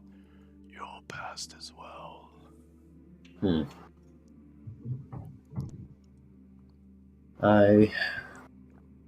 I seem to have recalled that recently, yes. Yes, I'm under the impression that they were locking away memories of yours, and that recent battle has brought a lot of new information to you. Yes. You're not wrong.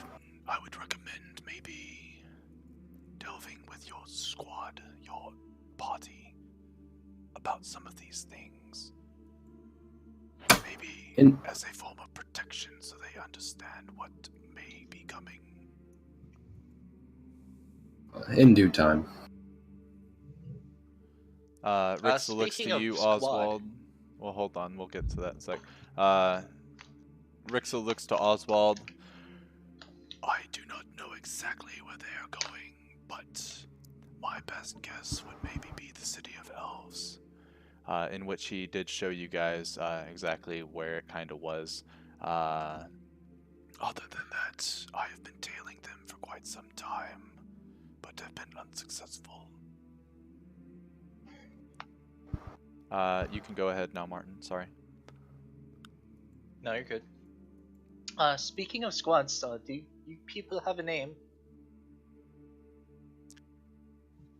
I assume you're asking that to the party as a whole. Yes. Wait, what? No. Wait, do we have a name? We all have names. You have names, Like- but no one has ever named the party. Like for the group. What are you talking about? Oh yeah, Wolf? weren't we gonna be Wolverines You or didn't say Gucci that. Gang? I vote no. We are What, the not Gucci going Gang to or be called- Wolverines? No, Both. neither of those.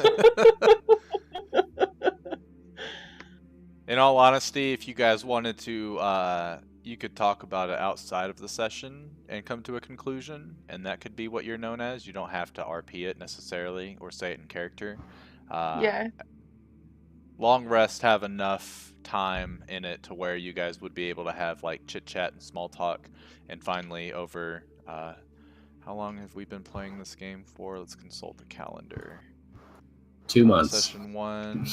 Yeah, about 2 months have gone by and there's no name for the party. But there's also only 2 original members of the party. Character-wise. Player-wise, 3. That's funny. How about the Troubles? It's a good Irish, I like the reference to it. It evokes this concept of a constant problem and like intractable warfare. Nobody? I didn't really think we needed a name. It references the Irish Civil War, so maybe it's not the best thing. I do not know who the Irish are. Oh god, this is in characters. I'm just kidding. Um, Rixa kind of looks at Shadow. He's like, maybe if you guys were more of a group, a mercenary group or something, maybe you'd need a name. Otherwise, I do not think it is 100% necessary unless you have some sort of organization. This is true. Shadow has usually lurked by herself most of the time. Aw, poor Shadow. Shadow was just curious. Hey, Shadow had one partner about 2 years ago. And? And what? We can talk about it at the tavern. We're buying some food. Okay. Rixa looks to you guys and, well, if you have nothing else for me, I have business to attend to. Matters to discuss with folks. I actually have to ask Rixa something. I need to know how long he's going to be in town for, and if he has time to look over some items and stuff that that little exchange we did before.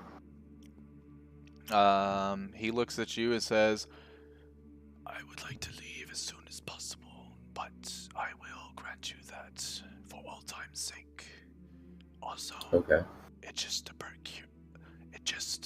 occurred to me, maybe the 3 figures that I spoke of, the only other person that has ever had any contact with them that I know of in his craft. You know her well. Her power far exceeds those of the 3 figures, and I know they seek to control her. If that were to happen, we might as well die here. You cut off, but I know you said in this craft, so. That's some dark yeah. action for him. He said the 3 figures do hope to control her power because she is a lot stronger than they are. If they were to succeed in this matter, that you might as well just die here because there will be no coming back. If I may. Yeah. Who is this Ines Craft anyway? Shadow has never heard of her before today. I would ask your friend Adeline and Jeff. They know more about her as they have dealt with her personally. I have just heard stories. We can get to that at the tavern. Okay. Do we want to do this whole me show him items thing outside of this, so we can just do that later, Brady? Yeah, you can just type out what items you want him to show, and I'll type out what he would say. But otherwise, at this point, you guys would be going back to the tavern, I assume. Yeah. He would be there probably for like 5-10 minutes. That's all it would take for you to show all those items, and then he would part ways and be like, "Our paths will cross again." Okay. And as he starts, oh, you had a question? Oh. He looks to you, Oswald.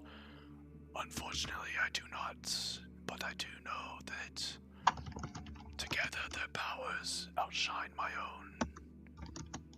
But individually, I believe we are on the same level of field. So I would suggest trying to separate them if you do find them, as it will make it way easier. If I find out information. He goes up to Jeff, and I have a request, actually. Sure. He pulls out a vial, a few drops of your blood. Oh, this again. Sure.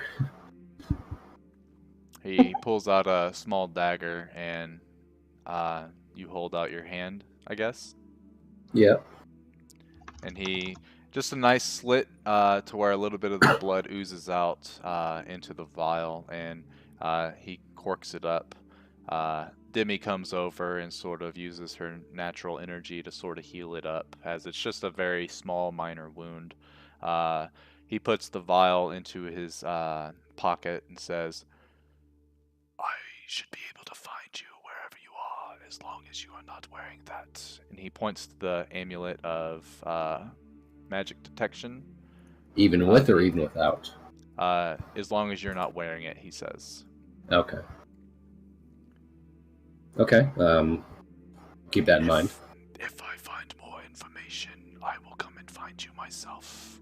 I have means of travel that exceed your own. Okay.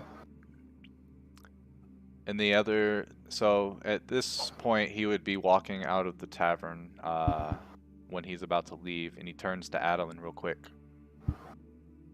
Might I have that backpack? Adeline kind of scratches his head, and Rixa points at the satchel that has an embroidered R on it. And Adeline goes, "Oh, you mean this?" And he says, "Yes, please." And Adeline has no issue in handing over the backpack. As Rixa's leaving, "I will try to help you find you ways of overcoming your challenges, but for right now," he looks into the bag, "it would seem someone has taken my collection. Until later." And he starts to walk outside. Closes the door behind him, and now you guys are in the tavern. Okay. So I feel like it's long overdue for us to talk about things. Let's start discussing things that we probably all should know. Okay? Okay. Alright, what would you like to talk about? First, let's talk about Inna's craft. I heard you, Shadow, mention that you would like to know more about her a few times. Yes. She is as far as I know, she's a very powerful wizard or arcane user that lives near the swamp, or in the swamp of Ashiport. She's not really to be trifled with. Is she evil? I don't necessarily know if she's evil or if she's good. She's just kind of serving her own needs. When we came across her, she sent goblins, same goblins that we met in Irisk, to destroy this one tree that she created. These mushroom people. She, for some reason, wanted to kill her own creations. So that seemed kind of evil to us. But she did help us by giving us information in ways to defeat these witches that were lording over the city of Ashenport. as well. And then she said that if we ever needed to ask her any questions, just come back to Ashenport and go to the swamp and seek her out. I vaguely know where she lives, and she seems to be the target of these Elder Three wizards or entities out there. So we could go. Well, we can just go ask her if you want to. Yes, but it's all the way west of here in Ashenport, or east of here. Very far away. Probably take. Due to the magic powers of world wrapping, it would be actually northwest of here. Or Okay. technically go northwest. Yeah, it was just. It would, The ocean, I mean. yeah, it would take a little while to get there, but we could go ask her. Then, no doubt you guys have heard about the Elder Three recently. And Oswald would know them, as well as I. Recently, in the last battle, I've had some of my memories restored, and it seems they were the 3 wizards that set me on my mission to go find magical items. But... Wait. You were sent on a mission? I thought you were just crazy. I did too, but I guess they're the reason why I'm searching out for. I thought I was just this learned traveler trying to find magic items, but apparently, they sent me out to find magic items. So. Oh no, we are all dead. But I don't have any affiliation with them aside from that. So were they the ones that took your memory, or did someone else take your memory of them? I feel like they did, but I'm not quite too sure yet. Oh. And then Oswald has some experience with them, and I'm not sure what part of that I know Brady and how much I'm allowed to say about that. So all you know is that he has experience with them. Other than that, Yes. you don't know what they did, when they did it, how they did it, or anything else. Okay.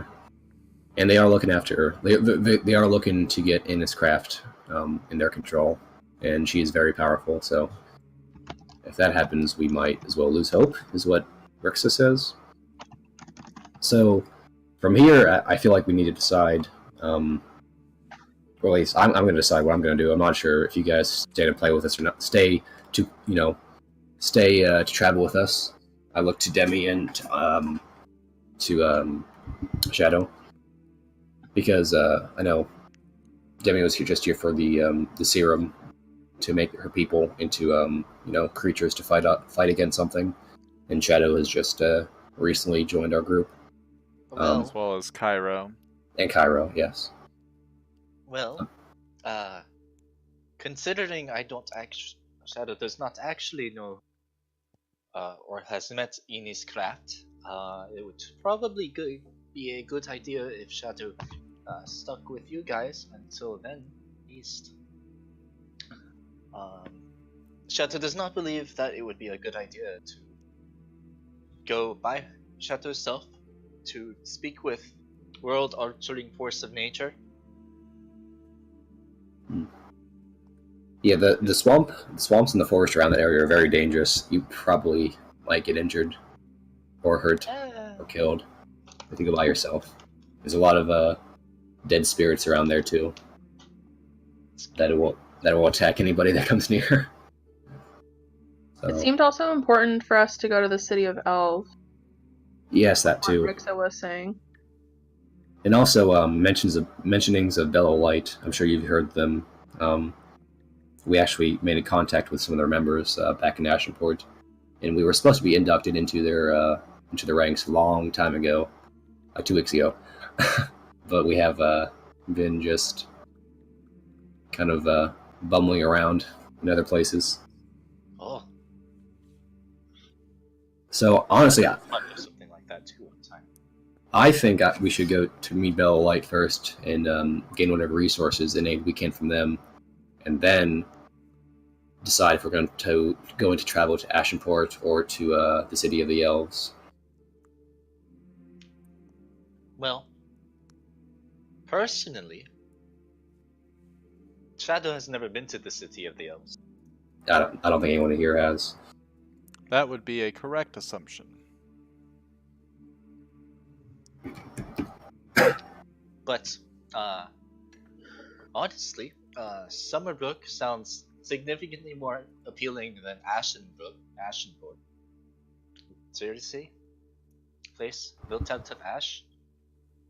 What do they do? Burn the entire city down? It's kind of like a That bog. sounds completely lame. It was a city. It's just a port trade city outside of a swamp. All it really is. I'm not sure how the name got there.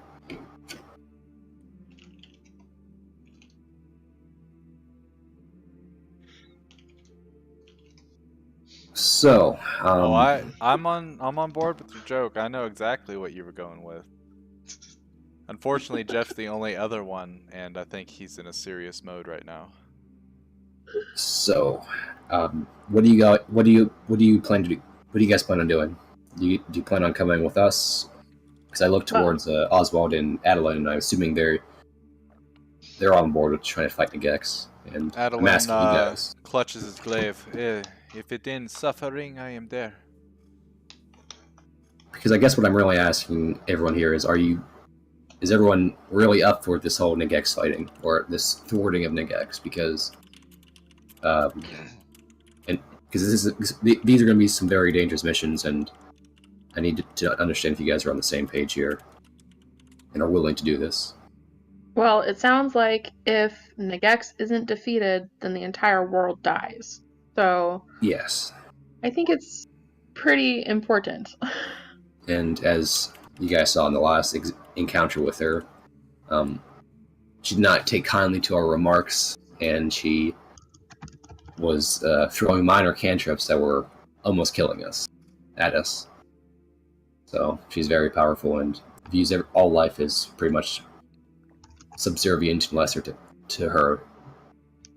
So yeah, my team and my elders will need more time analyzing the potion anyway, so I'll go with you guys. Okay. And Shadow? You have Shadow's magic at your disposal. Not really. Shadow will be doing whatever she wants to. But Shadow will come with you. Okay.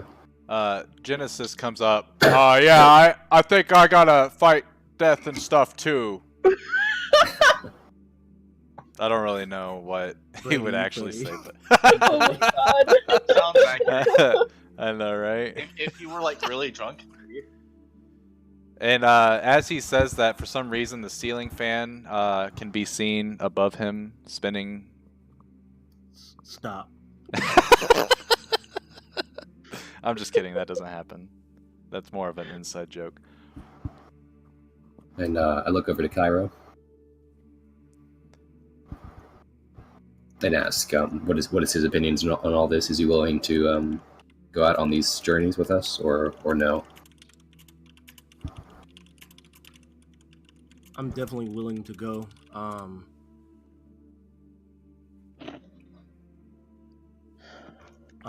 I'm really interested about this whole judgment thing that we just found about. But go ahead. Yes, as I am. Quick question. So, you were just saying about getting inducted into the Bellalite, right? They wanted us to. Is it Oswald, Adeline, or I that has the stone? You should have it. I Jeff. feel like I should. Yeah, you've got the one that Morveer had. Oswald is a member already, and you guys know this. Okay. Yeah, so I pull out this Bellalite stone, and I explain this thing has been shining for the past I don't know how long, and it's basically them calling to us to meet them, and I'm not exactly sure where we're supposed to go, but we're supposed to seek them out at this point, and I feel like at least talking to them would help us in our quest to either find the other three, like these three wizards, or help us take down Negex. So I think we should start with Bellalite before we do anything else. So where we're going, is that like their city stronghold or anything like that? It's something. stronghold or a training location. Yes. I'm not with that. Oh. Well. I'm not saying that I don't know. Saying that I don't want to go.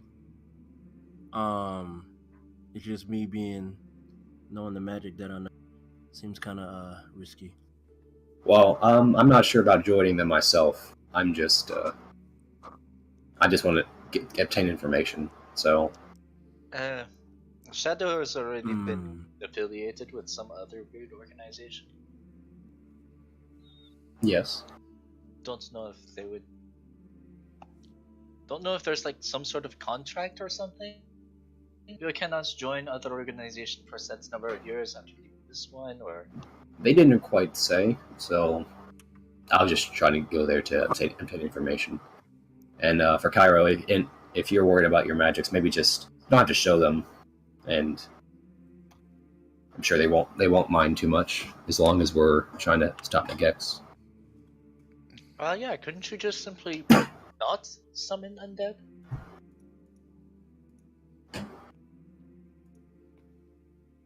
Oh, wait. Was that supposed to be a secret? Yeah, I don't think. I'm pretty sure everyone saw. Yeah, everyone saw him with the skeletons. Yeah, so you guys all know. Yeah. Okay. Nobody else is here anyway. Also, I don't have time for that. He just looks at with a straight face. Okay. Well, honestly, I just think going to Bella Light would be our best chance of getting new information on how to stop Nagex, and they would probably give us resources we could use to find these Elder Three. So. Do you think they would have information on the judgment? I think that would be an incredibly important part. That too, because they were an organization around, active and alive since Nagex 1,000 years ago. So I'm gonna head out there with Adeline at least, and most likely Oswald. So I'm not sure what the rest of you plan to do, but that's where I'm going. I'll tag along. Okay. Mostly because, are you guys going to the City of Elves afterwards? Well, depending on what Bella Light tells us, City of Elves or Ashenport to meet with, probably meet with Inniscraft before we go to the City of Elves. Okay. Sure. You look at Dario. He's kind of looks like he just woke up from a daydream. Okay, so I explained what did I explain? I explained what the Shadow slaps Dario. Yeah. Dario, pretty much what they had said is they talked about Jeff's plans on probably go to Bella Light to see if they can get any information. If you guys want to get inducted into the organization, you can inquire about how that works out. After that, possibly go up to Inniscraft and see what these three figures want with her. As well as Shadow has been told something about Inniscraft that you guys all remember Nagex telling her. And then after that, going to the City of the Elves in Summerbrook to see what's going on down there. Other than that, he's kind of just taken, like, does anyone have anything else that they want to, like, do instead of that? I think he was inquiring about it, yeah. Yeah. I'm 1000% down for this. Let's do the Bella Light, then Inniscraft, then Summerbrook's thing. I'm down for that. Okay. Then I guess we should just finish our business here. Probably rest for the night, and then just so everyone gets a clear view, you guys are in Cragstorm here in the southwest portion of this part of the map. Jeff and Adeline, as well as Oswald, would know that Bella Light kinda operates out of Melee Tower. That is where Jeff and Adeline were told specifically to go like 4 weeks ago, so. Yeah.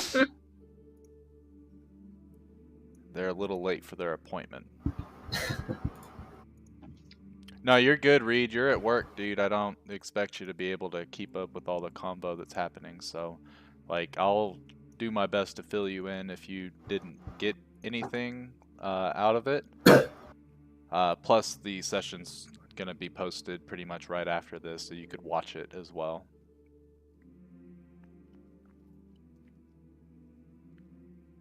And yeah, that's actually true. Siege sent Oswald to come with you guys since you hadn't reported the melee tower yet.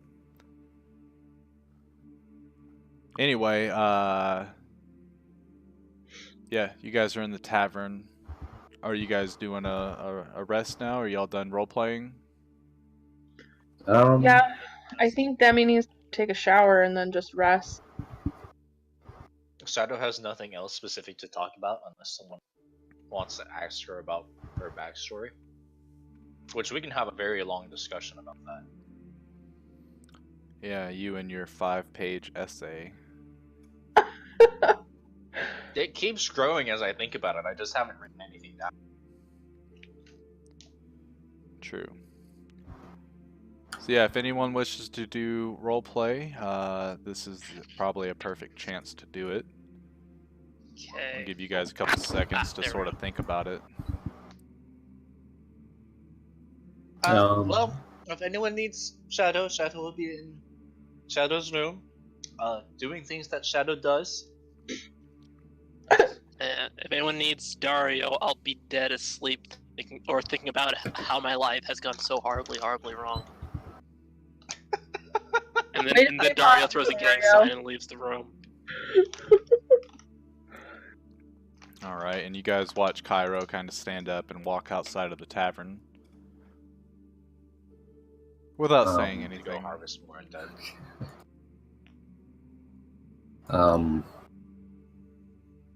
I go up to Shadow's room. Do you knock? Yes, I knock.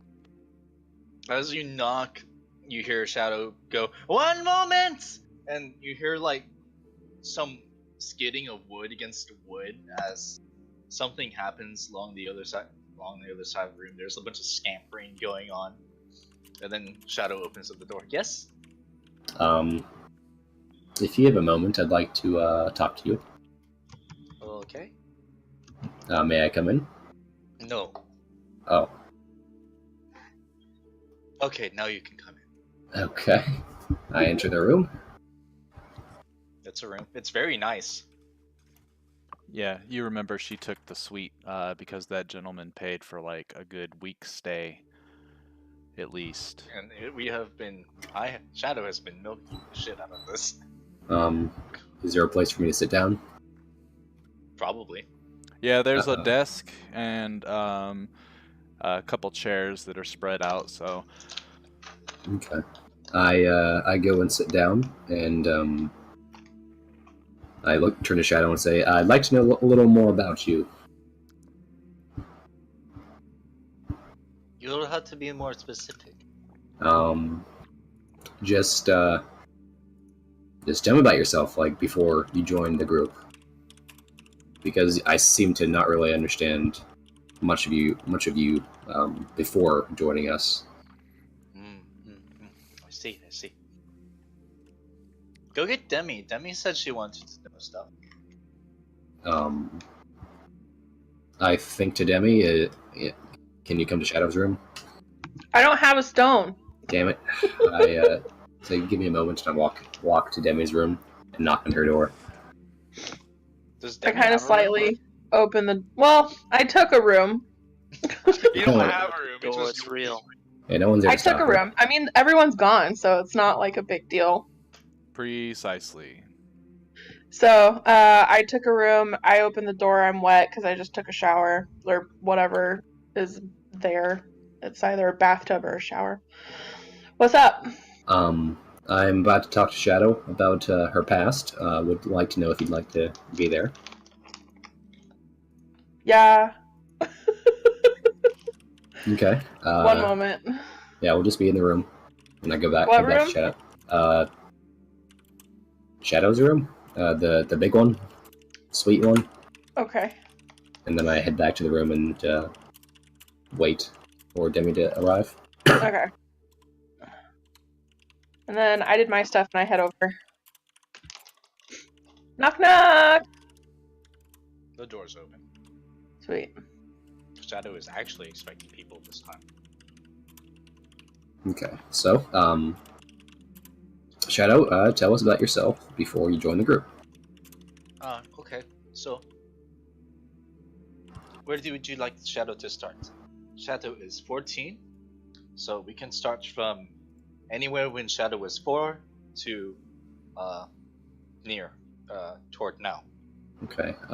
Explain why you are an orphan, as far as I can tell. My parents Well. are dead, fam. So, as far as Shadow knows, Shadow's parents are actually not dead.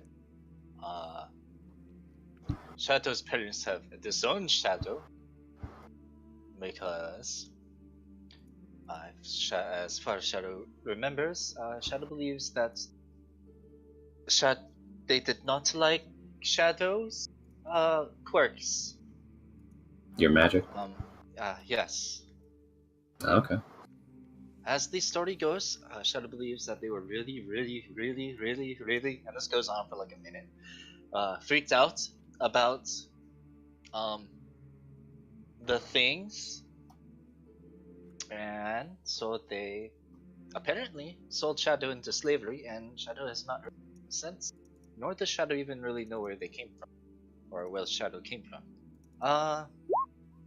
So Shadow did that for a while. If you're wondering how Shadow is so talented at doing magic, Shadow does not know. Occasionally, Shadow gets ideas in Shadow's head about what kind of spells that Shadow might want to do, and then Shadow simply tries them out. It works, and it's great. So that part is fine. But, so, Shadow was in slavery, so it was alright, but nobody wanted to buy Shadow because Shadow was creepy, I guess. Okay. Eventually, Shadow overheard slavers talking about how they were going to take care of Shadow in, like that sort of threatening way of killing. So they plan to kill you. Okay. And so Shadow escapes because Shadow kept practicing magic very diligently while they weren't looking. And then Shadow continued stealing from people because Shadow was an orphan, had nowhere to go, and then someone decided, oh hey look, this small child is very talented at being sneaky. It's not talented enough for me to not catch her while she's stolen from pockets. So Shadow got abducted by an organization that Shadow name of, and did odd jobs for them, including but not limited to infiltration, stealing, information gathering, etc., etc. And we had Shadow had a partner at some points by name of Earth Helder. Shadow believes it is pronounced, but Shadow has not seen Earth for at least 2 years. We were doing a job at one point, and then he just sort of did not come back. Not really sure what's up with that. That was weird. Shadow misses Earth, but it's Shadow believes it's probably just part of it. So that was when Shadow was 12. So Shadow eventually just sort of was allowed to leave the organization after a certain amount of time. And Shadow has been sort of traveling and looking around. Most of Shadow's work has been in a city called Bolfia, but Shadow does not believe we're going to go there anytime soon. Shadow would rather not. There are probably a bunch of haughty nobles that are very, very, very, very, very, and this goes on for another minute. Very angry about certain things. Did you steal from them? Yes. Okay. But Shadow would never steal from you guys. That's good. that's good to know. Appreciate that. Shadow is very appreciative of the fact that it's fairly powerful and are probably good protection. As far as Shadow knows, we don't have to worry about said organization coming after Shadow. Okay. Do we know about anybody at all coming after Shadow? Maybe people in Volvia. Okay. But if we go to a place, you'll just tell us ahead of time if it's, places, if that place is full of people looking for you. I'd assume you tell us ahead of time. Well, really, Shadow spends most of Shadow's life working in Volvia and also being slave child. Shadow did not commit too much thievery as slave child. Okay. Shadow, you're still a child. Shadow is 14. Yeah. Shadow is a teenager, completely different from being a child. Sorry. Some would say you're much too young to be fighting evil necromancers. Oh yeah, well, screw those people. Shadow has had to deal with some bullshit ever since Shadow was born. Just Tell him why you're mad. I understand. I just want to make sure that you're up for this. You want to know how I got these scars? oh boy. I just want to make sure, and I want to make sure you understand what you saw down. Do you understand what you saw down there in the Undercity? Shadow understands that Shadow saw a lot more than you did. With Negexo, you understand what kind of threat she poses. Shadow is not stupid. I just want to make sure you understand. Yes, Shadow understands gravity of situations. Shadow kept talking smack to Nigex if Shadow did not understand, and Shadow would probably be dead. And Shadow knows that if you keep making powerfully people angry, especially after they have explicitly told you to shut up, you would probably die. Okay. I just want to make sure that we're on the same page. Just I don't want anyone to get hurt. I know, you've been looking after yourself now. For yourself, but now we're in a group. I want to make sure that you have everyone else's, well-beings Shadow will not do anything to put your lives into mortal peril. Well, thank you. Well, that also means, Shadow, we are here to have your back, too. Mm-hmm. Well, the last person to have Shadow's back disappeared for no reason, so... Maybe they had a reason. They maybe didn't tell you, but if we ever find them one day, we'll ask them, okay? Yeah. I would say that Oswald would probably be in the same room with you guys, and he has asked a question to Shadow. It is in the chat. What's ration? What are you talking about, Shadow? Shadow eating? Oh yeah, no, Shadow remembered. Shadow was hungry. Oh, that, yeah. Maybe it's not the best thing to do that in front of ancient necromancers. They might view that as a little disrespectful. That's all.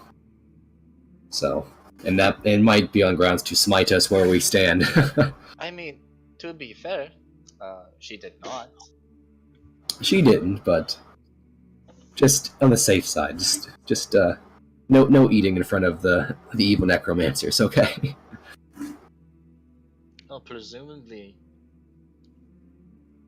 you're probably right. I mean, if you're hungry, then you're hungry, though. Exactly. See. Exactly. Oh boy. Okay. So, have you ever traveled before, Shadow? Like on the road? Like, I've Shadow ever traveled. How do you think Shadow is here? Okay. No, we'll probably be traveling for the next few days or If so. you would like to pull out the map, Shadow can point out Volvia to you. Sure. Meanwhile, on the world map, it would be the eastern one. No, it's not the eastern one. I actually have no idea. Anyway, Shadow points to a location toward the south part of the map, kind of like in the middle of. Mhm. If you go directly east from Cragstorm, you'll and like not and like go probably a little bit south as well. I guess southeast east southeast, is that how it is? You eventually find Volvia on the map, which is why I personally asked if this was a wraparound map or if we would have to go across this continent. Let's see. Are we talking about how we're going to be traveling? No, he's just He showing was where just he's been. curious. Yeah. Oh, okay. So anyway, that's where Volvia is. Great Okay. place, lots of people. Okay.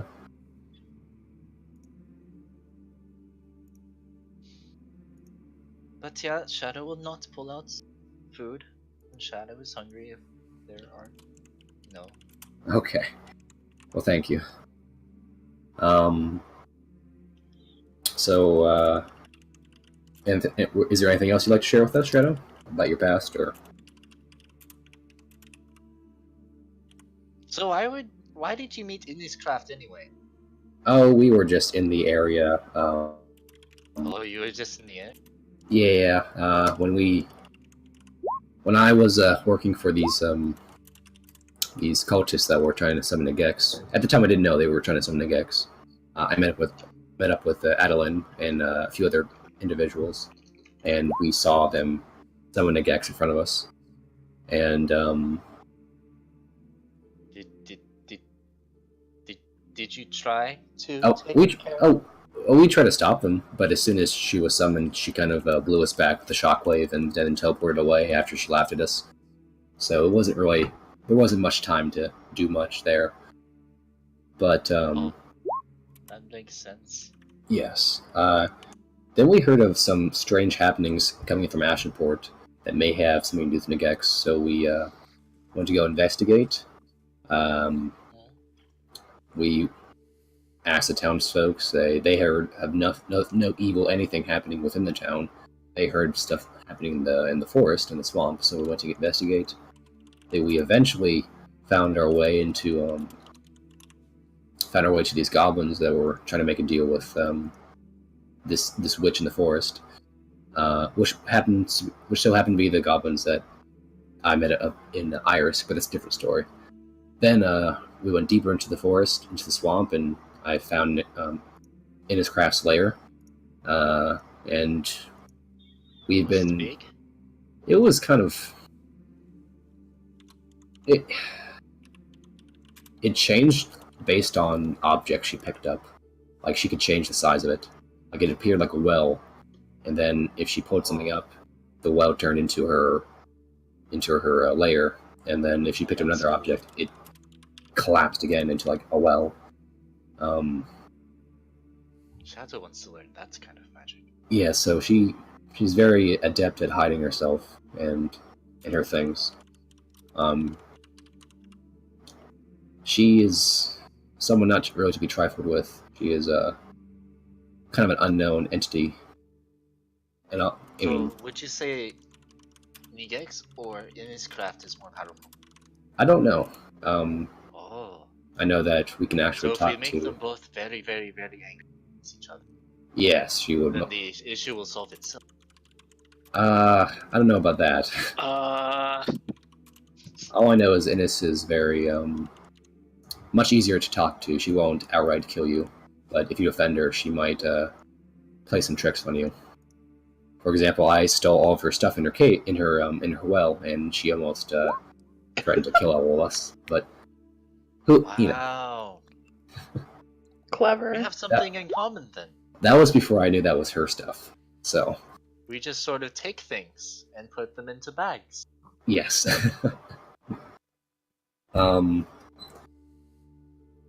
But yeah, she speaks into your mind as well.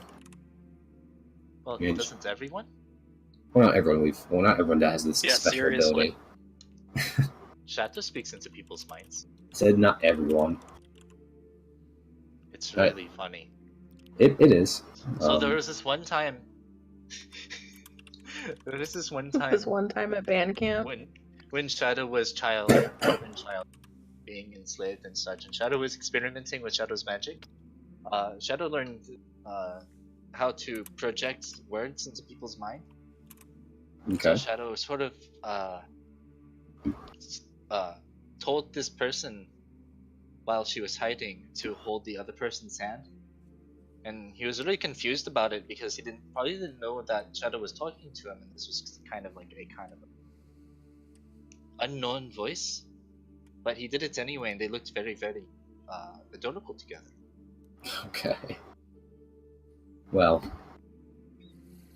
just in the future, it's not quite normal for people to hear voices in their head, so I would probably not do that around people you don't know. But like everyone does it. Like 5 people have done it around us, and they all use magic. Okay. So magic is somewhat common, but not like you can scare common folks by doing it. So I would avoid doing that. Really? And yes. You And see Shadow as she has this like look of recognition in her eyes. And it's not good to scare people. Right, not good. Okay, sure. Because we're about to go Emmy? places. Would you say it is entertaining to scare people? I mean, she's not wrong. I mean, she's not wrong, but where we're going, we don't know who's our friend and foe, so it might be better to just not lead with that. Shadow, it would probably be best to gauge the situation and determine based off of who you're around and who you're with before doing that. Shadow is careful. Well, we're trying to be extra careful.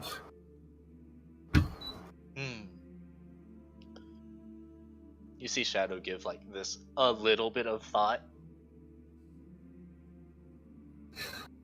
Yeah, or at least before you do it, look to me and Jeff and just like let us determine whether or not you decide to do that to someone. We can help. Yeah. Okay. But, you know. Okay. That's all I really had. Just curious more about yourself, Shadow, because it seemed you didn't really tell us as much as others did when they joined the group. So. Nobody asked. Well, you know, we are now. I mean, Shadow understands that the group was very, very, very, very. Another minute passes a bit busy, but nobody did ask, so Shadow did not say anything. It's all good. Do you have any questions for me? Nope. Okay. That's a joke. Shadow has a lot of questions for you. Like, why did you make Shadow shoot spell at you? Oh, that was for this orb I had. That would gain in strength when it took damage. Do you have other magical items? Well, not that one anymore. That one's gone. But why? oh, just Did in the it break last during battle. the battle? Yeah, Did some ungodly powerful force you to use the orb to its maximum capacity and it broke? I'm not sure about that, but Well, that's boring. it took the creature I was fighting on the wall.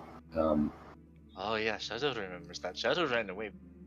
Yes, that was apparently its maker. How is that, by the way? Did you get hurt? No, I'm fine now. Oh, okay, that's good. I ripped her in half, quite literally. Oh! Yeah, and sprayed black goo all over me. Yes. But, yeah, those creatures, created the orb. And apparently, it wasn't a exact replica of what they were intending, and it was flawed, and it just ended up breaking. So, Okay. what other questions you got for me? Do you normally put on magical amulets without checking them first? Yes, all the time. Wow. Yeah, this is the first time it's actually been cursed, so. Good job. You're a very, very, very, very lucky person. Okay. Yes. What else you got?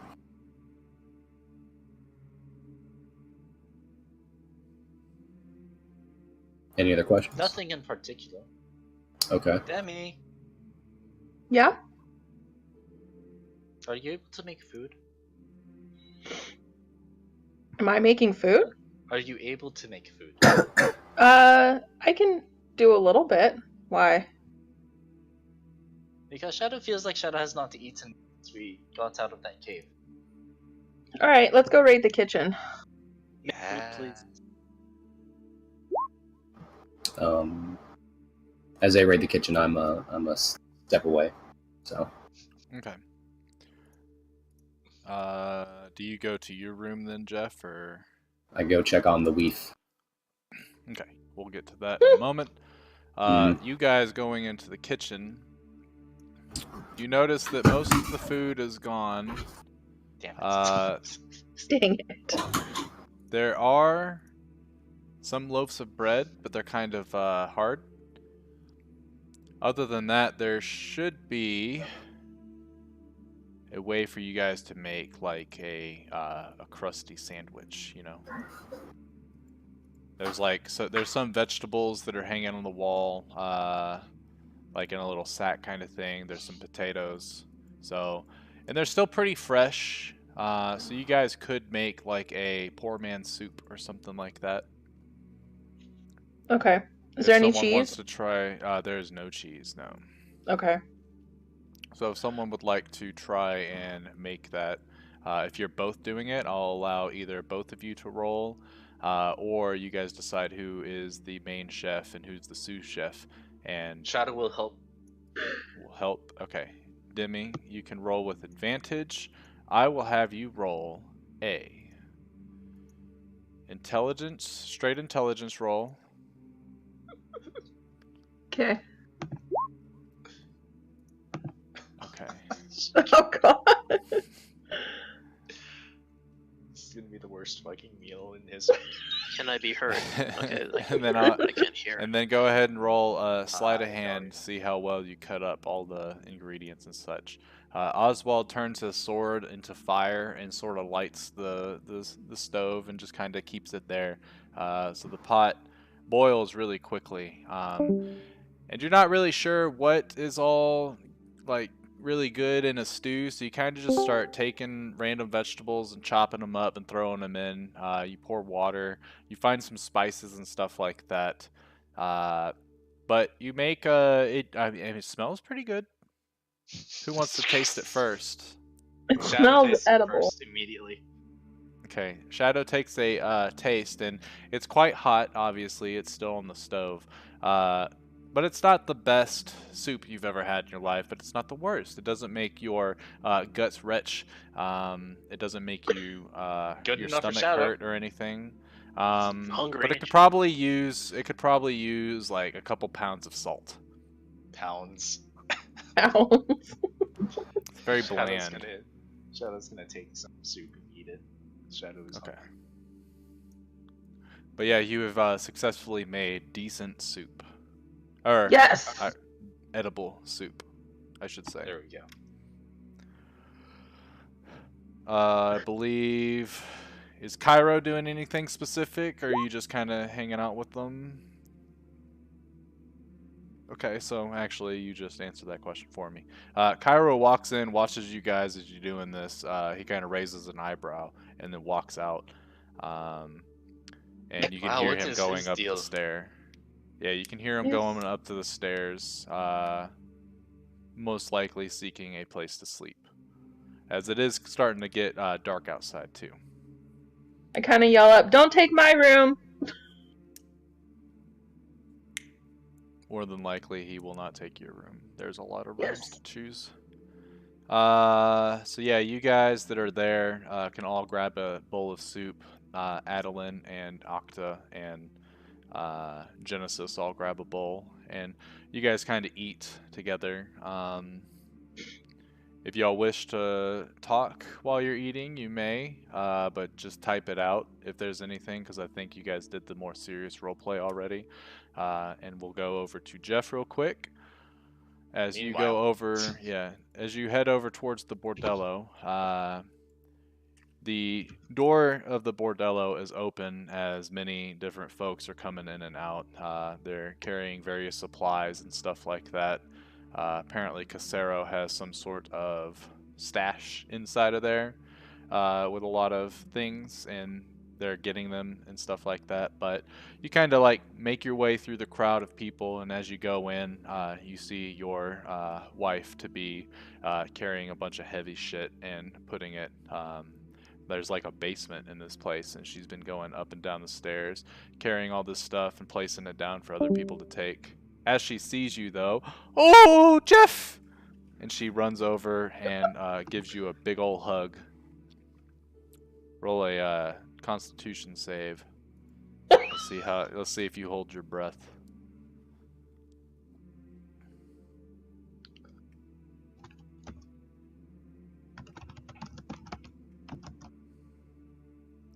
I think Jeff is not there.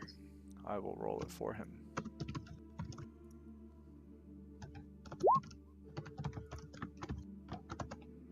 He definitely holds his breath. Are you back, Jeff? There he is. I've returned. Neat. Your wife is embracing you, and you were able to get a nice big deep breath in before she started squeezing the shit out of you. Oh, I was so worried. Are you okay, my sweet? Yes. Oh, sorry. I get carried away. I'm sorry. It's all good. I wanted to ask you a question. Yes. Are you willing to travel? To where? Well, a lot of places is the thing. I don't know what the best place for you to be safe is. Well, I've lived here for years, and I've not ever come close to death until I met you. That seems to be a trend. Do you think maybe Olga's safer here and can keep bed warm for you when you return? And Yes. maybe you could just send her money to pay for bills and food. I could do that, yeah. And then every now and then maybe you could pay to get me to travel to where you are for a night or two, and then I go home, and then that way I can continue to do my work here and help Casero family and stuff like that. Yeah. Well, the goal is And then eventually. maybe you could get me exotic goods and bring them back and make me look even prettier than I already am, because you said I was very pretty, and no one has ever told me that before, and that is why I love you. Yes, that's all. And then maybe you can get me flowers that I've never seen before and put them in my hair, and I can put them in your hair, and we could be pretty together. That sounds delightful. And then maybe. Hold on. Oh. So the plan is eventually to go get an orchard somewhere and settle down there, and like next to a nicer place. How's that sound? I do like that, but I need to know. Do you have a way of making me safe forever? Once things get settled out, yes. But in the meantime, when Negax is around, that's not something I can promise. So we need to take care of her first before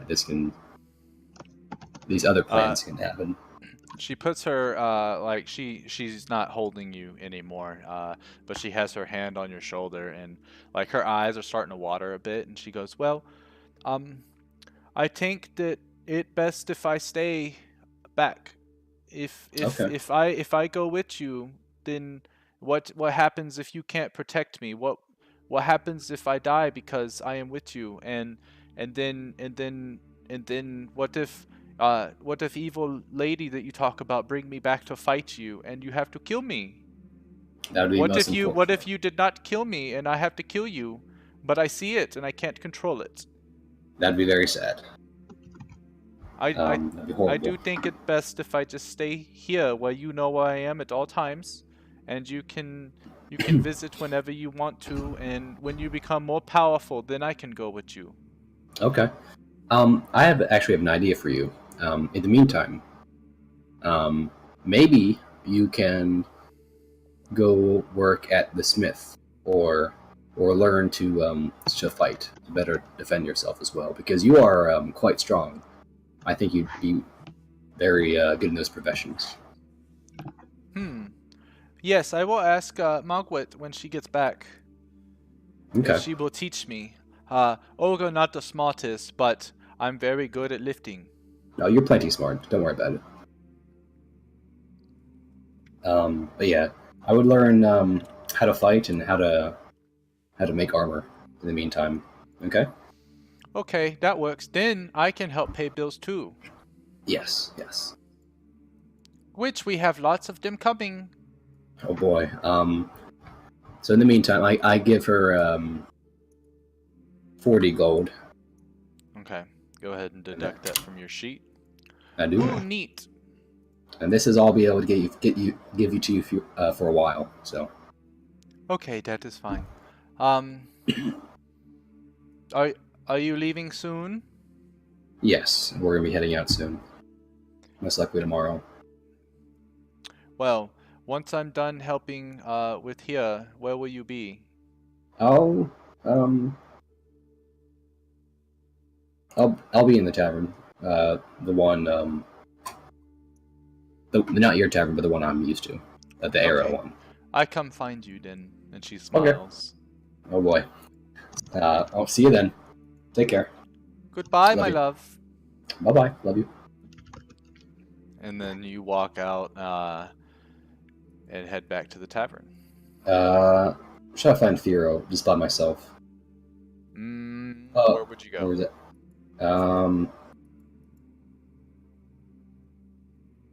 To Willow's. Okay. So as he had said before, he's over there. So you get over to Willow's little grove, and Willow can't be seen, but there is some smoke coming out of her little hut that she has over there. So more than likely she's inside. Firo is actually kind of posted up on a wall on the other side of the street, just kind of staring over that way. As you look around and stuff, like, it's not super dark outside yet, but you see a couple of Martillo's men sort of spread out all through the alleyways and streets surrounding Willow's hut. As you get closer, he kind of looks up over toward you. How you doing, pal? Hey, Firo. I just came by to talk to you and see if you're alright. I know things have been kind of rough for you lately. Yeah, rough's a good way to say it. I know that the recent events with Willow have shaken you up a bit, and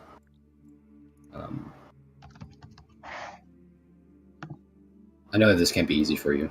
So. Nah, this is definitely nothing I would hope anyone have to deal with, you know. And the thing is, it's not even Willow's fault. Like, I don't know why someone's taking this out on her specifically. Like, what if someone started doing that to your girl, huh? Yeah, exactly. I can empathize, or sympathize at least. Hey, do me a favor while you're out there. Sure. If you find out who's doing this, I'll get him for you. Well, don't kill him straight away. I want to have my peace with him, but okay. Try to figure out if there's a way that we can get her voice back at least. Will do. I'll look for ways to try to break curses. Jeff, you hear footsteps coming from behind you as Cairo appears. I turn around and face Cairo.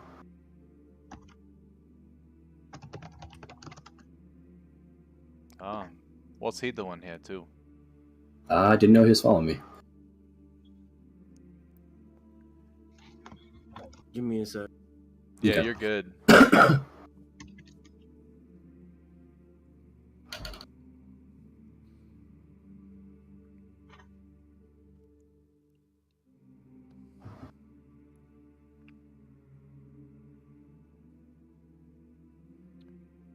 Hey, that's a good point, pal. I'm just joking. talking to Splinter. No, Oswald said something. Speaking of which, hold on. Jeff, did you see... Hold on. Dario and Jeff should be able to see what I'm about to type. Tell me if you can. Yes. I also can see with that. Can Is you? it You see the extremely whisper? Is the extremely hard Yeah, so All I after... see is like hissing. Okay, you see that thing Oh. extremely hard and then I to the first understand syllable? now. You're speaking in Draconic. Yes. Oh. Do you guys see that whisper though? I see it, yeah.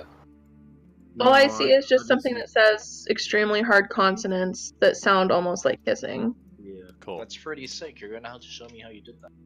I will. Yeah, I have it's a macro that I found.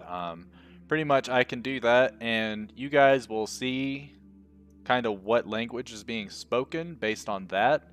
But the folks that can actually speak that language are the only ones that whisper gets typed to. Ooh, Which that's is why, awesome. yeah, which is why when you go into the journal under players, you see the languages one, and there's a bunch of them there that some of you can see more than others because you have like 1,000 fucking languages. But this will be better for when certain situations come up, such as the last session where someone was speaking a language that only 2 people knew. And instead of me having to type out to each of you individually, I can type it once and then you guys get it and then we go on. Instead of me being like, let me pull you guys aside, here's what was said, and then yeah, it just speeds up play. Got it.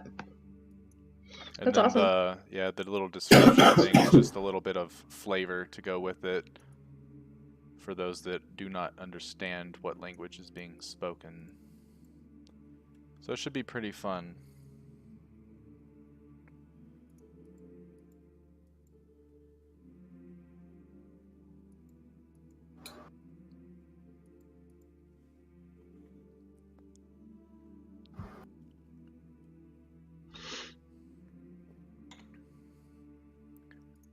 While he's typing, you can finish your combo with Firo and then start talking to Cairo, Jeff. No, I just want to make sure that it was just me and Firo talking. Is that okay or no? Okay. Yeah, if you're trying to do that, then you'll have to wait for Cairo to leave or use your sending stone.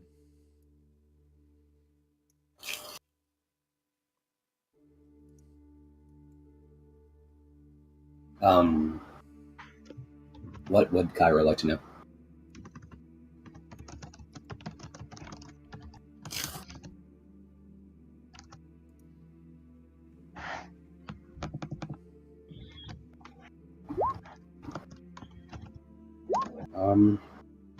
Sure.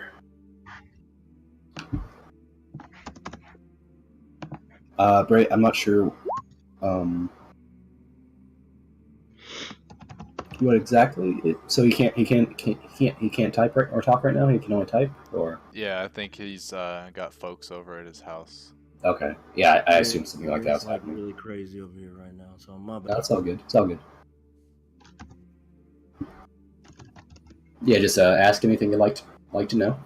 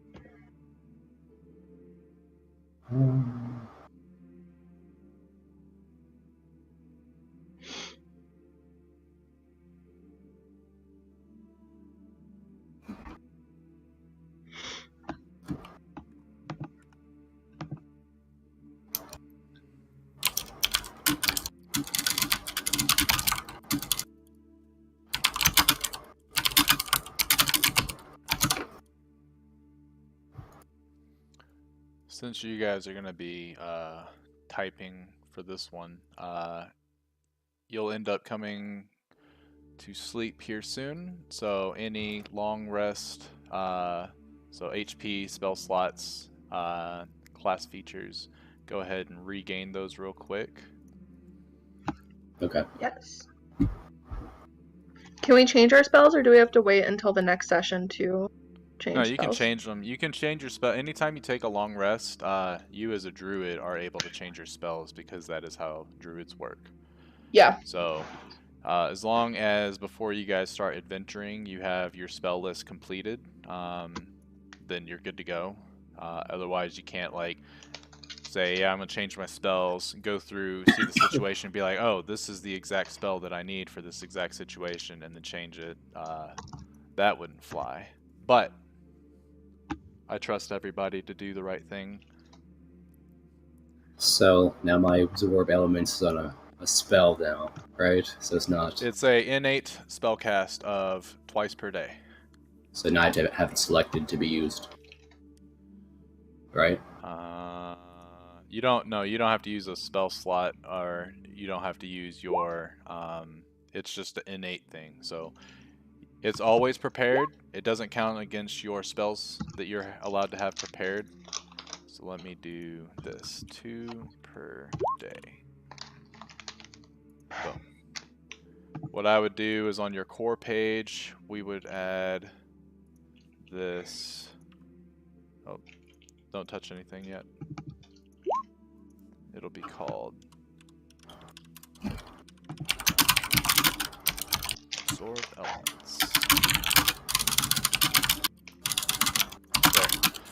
So now on there, where your lucky feature and stuff is, that's where absorb feature or absorb elements is, so you can keep track of how many times you've used it during the day. Hmm. Okay.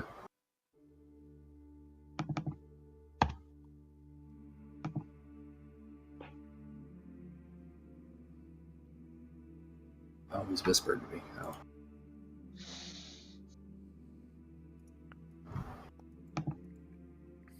So I would assume, real quick, Gerald, are you going to, like, because Jeff will ask that he wants to speak with Fear on private. After your conversation, would you end up leaving?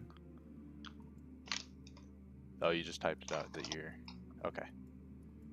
In that case, because you guys can talk, you guys can continue to type out stuff, but Jeff, you can go ahead and continue with your private conversation with Furo as Cairo walks away. Okay. Just like to. I turn to Firo and say, so I also came here to ask you a few things. All right. If that's all right. Is there a way we can ensure that we have a private conversation? He looks at you. Yeah, I got a place. Follow me. Okay, and I follow him. All right, so you guys head to Lord Martillo's estate, and as he's walking in, he points to you. He's with me, and you guys walk inside, and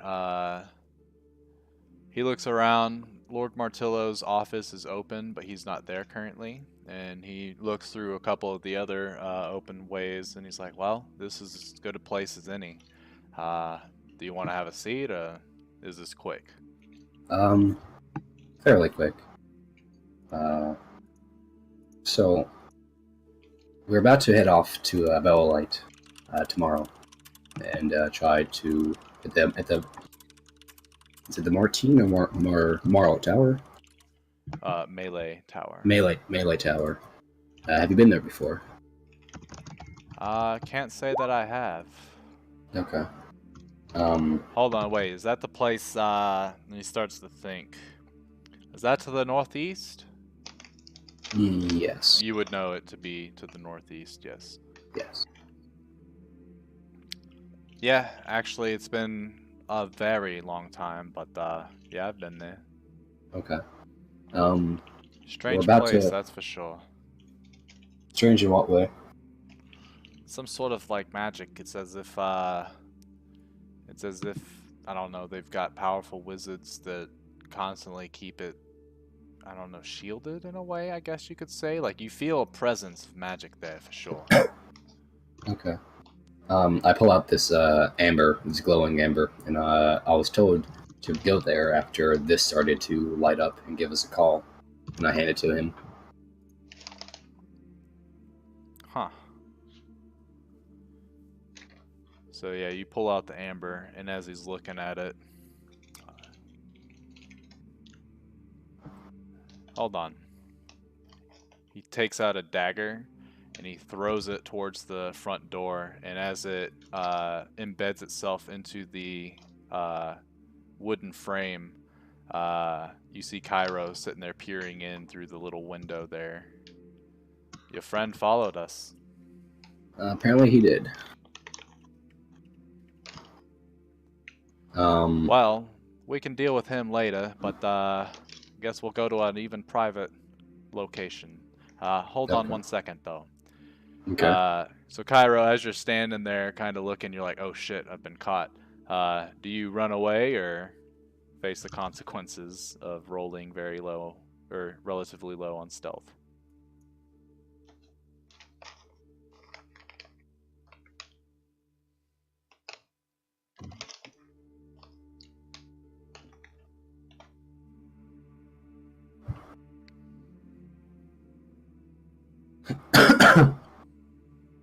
Okay.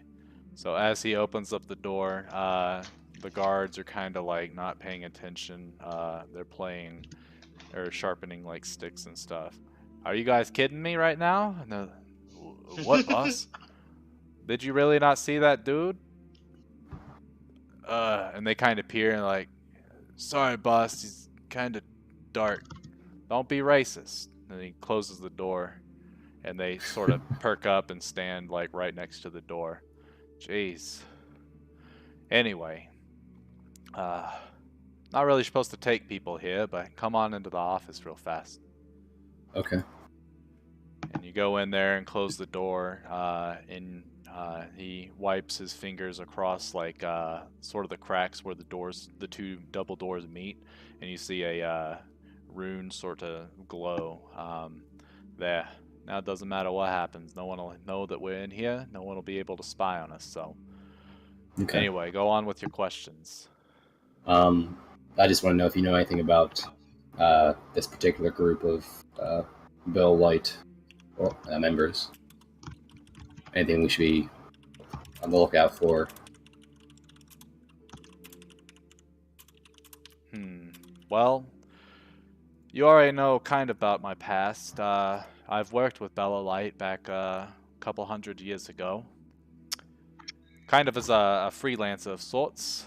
I would go through and occasionally they'd have something that they needed my particular talents for. So I would go and retrieve something, find a piece of information. Sometimes I'd have to kill somebody for them on their watch. But they paid pretty well for it, and other than that, I had no idea what it was all for. So I kind of, when you need money, you need money. I know that. Other than that, their cause seems just. They're trying to stop Nagex, and as of this moment in time, I might go and see if they need any help with anything, but my hands are kind of tied here, Yes. Okay. I also need to ask you a question about when we were all down in the Undercity, and Nagex turned to you, and Nagex seemed to recognize you, and you, I'm not sure if you really didn't understand or didn't want to talk in front of everybody else, but did you actually know what she was referring to? Yeah. I used to be a bodyguard. Really? Now the thing is, though, I don't know exactly what Nagex is anymore, alright? But the person that was talking to us down there, that's not what I used to guard. I'll give you a brief little history real quick, but we don't have much time. This little enchantment only lasts for, a couple minutes, but back then, Nagex was actually probably the nicest person I've ever seen in my life. I was part of the royal guard that was meant to keep us safe, and because of my talents of being able to do things unseen, I pretty much watched her all day and night from the shadows. Something happened, and these three robed figures came into town one time, and they promised the king immortality of some sort. But in return, they needed his daughter, Nagex, a very powerful wizard of the time.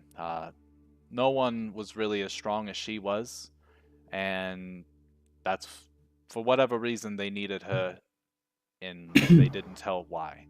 But of course, kings, they want to be able to live as long as they can. They want to rule, they want the comfort, they want the power. So he did everything that they asked, didn't matter. Uh, Ended up costing him his other two children. They lost their lives to these three wizards because of what they needed. But eventually they got what they needed. They wanted Nagex, and they got Nagex. And they did make him immortal, but in doing so, they had killed him, and Nagex had created necromancy at that moment and brought him back to life as pretty much a zombie. Now the thing is, once she found this new power, she wasn't really corrupted, but it was like some dark entity took over her mind, and eventually the wizards had found the ritual to lichdom and had her go through it. Now I don't know if you know anything about liches or anything like that, but the thing is, the way it works is you have to sacrifice yourself from drinking a special potion, and it pretty much kills you. At that point, your soul leaves your body and then goes into some sort of special device that they had concocted or something like that. But the thing is, her soul never came back. Something else took over her body, and that something else is what you saw down there. Oh. Whatever's down there has her memories, has her power, but that's not her. So when I told her she had no idea, I was pretty much speaking the truth. That person, whoever soul that is, doesn't know me. The real Nagex, wherever she is, if she's even capable of coming back, that's who knows me. Okay. Well, thank you for the insight. Another thing. So, how are you alive after all these years? Well, kind of looks up. I don't really want to delve too much into it, but I think I'm the last of my race.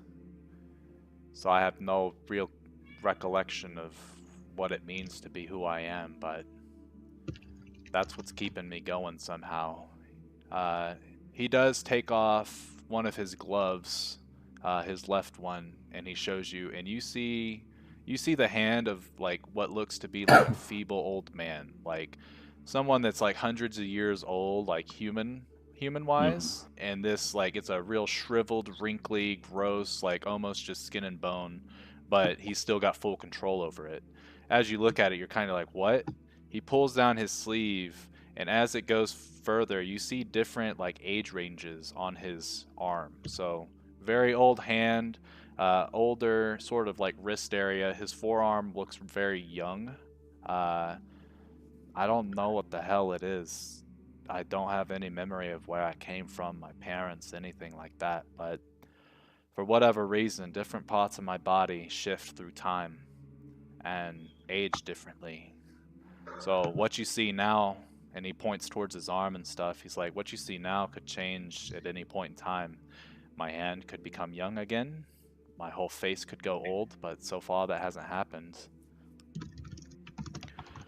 So I wish I could be more clear with you, but you know just as much as I do at this point. Okay. So, well, thank anything you for else you telling got? me. Unless you know anything else about Nagex or Bella Light that could help us.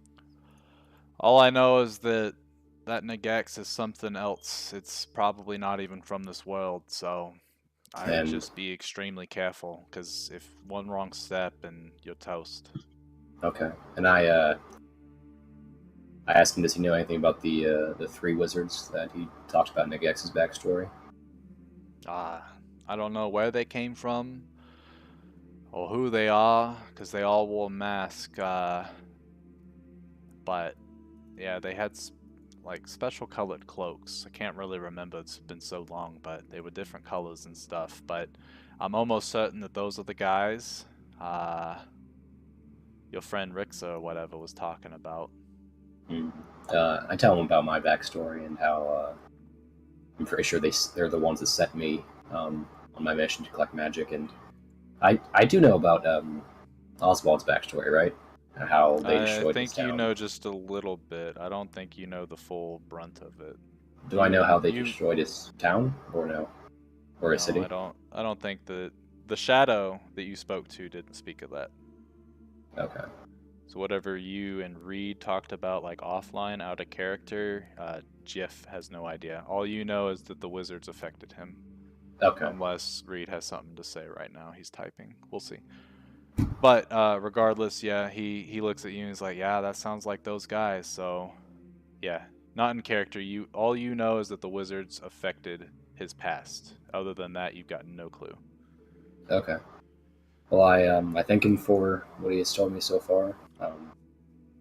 I'll keep it secret and Keep it safe. it's safe. And we're gonna be heading out to Battle Light tomorrow. So if you guys need anything, if you need anything done, just let us know. Also, I'd like to mention it, my wife to him and say, I feel like she could be good at the blacksmith, and mention that to him, and also ask if there's anyone that could train her to fight with weapons while I'm gone. Yeah, we could make that happen. Okay. Don't worry, I'll have some of my guys keep an eye on her, but I mean, Casero keeps that place well guarded, so I don't think you got anything to worry about. As for teaching her, I got no problem showing her myself. Yeah, I feel like she could be really strong. She is strong, but really good weapons if taught properly. So, appreciate it. Thank you. Okay, have a good one, pal. And he You too. wipes away that rune, opens up the door, and leads you out. Okay. So at this point, I take it you go back to the tavern to sleep? Yep. Okay. You are a monk, but you do not sense the energy of the cosmos until like level 14, I believe, or something like that. So, unfortunately, it seems like you've got molasses on your shiny head, making it even shinier.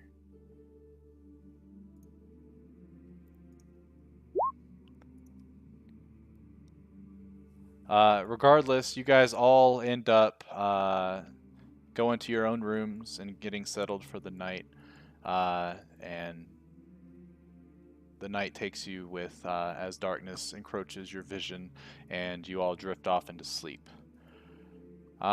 Based on the events that have happened today, Oswald dreams of his past, and it kind of leads to a few nightmares after hearing about the figures that are seeming to become more and more relevant to the world.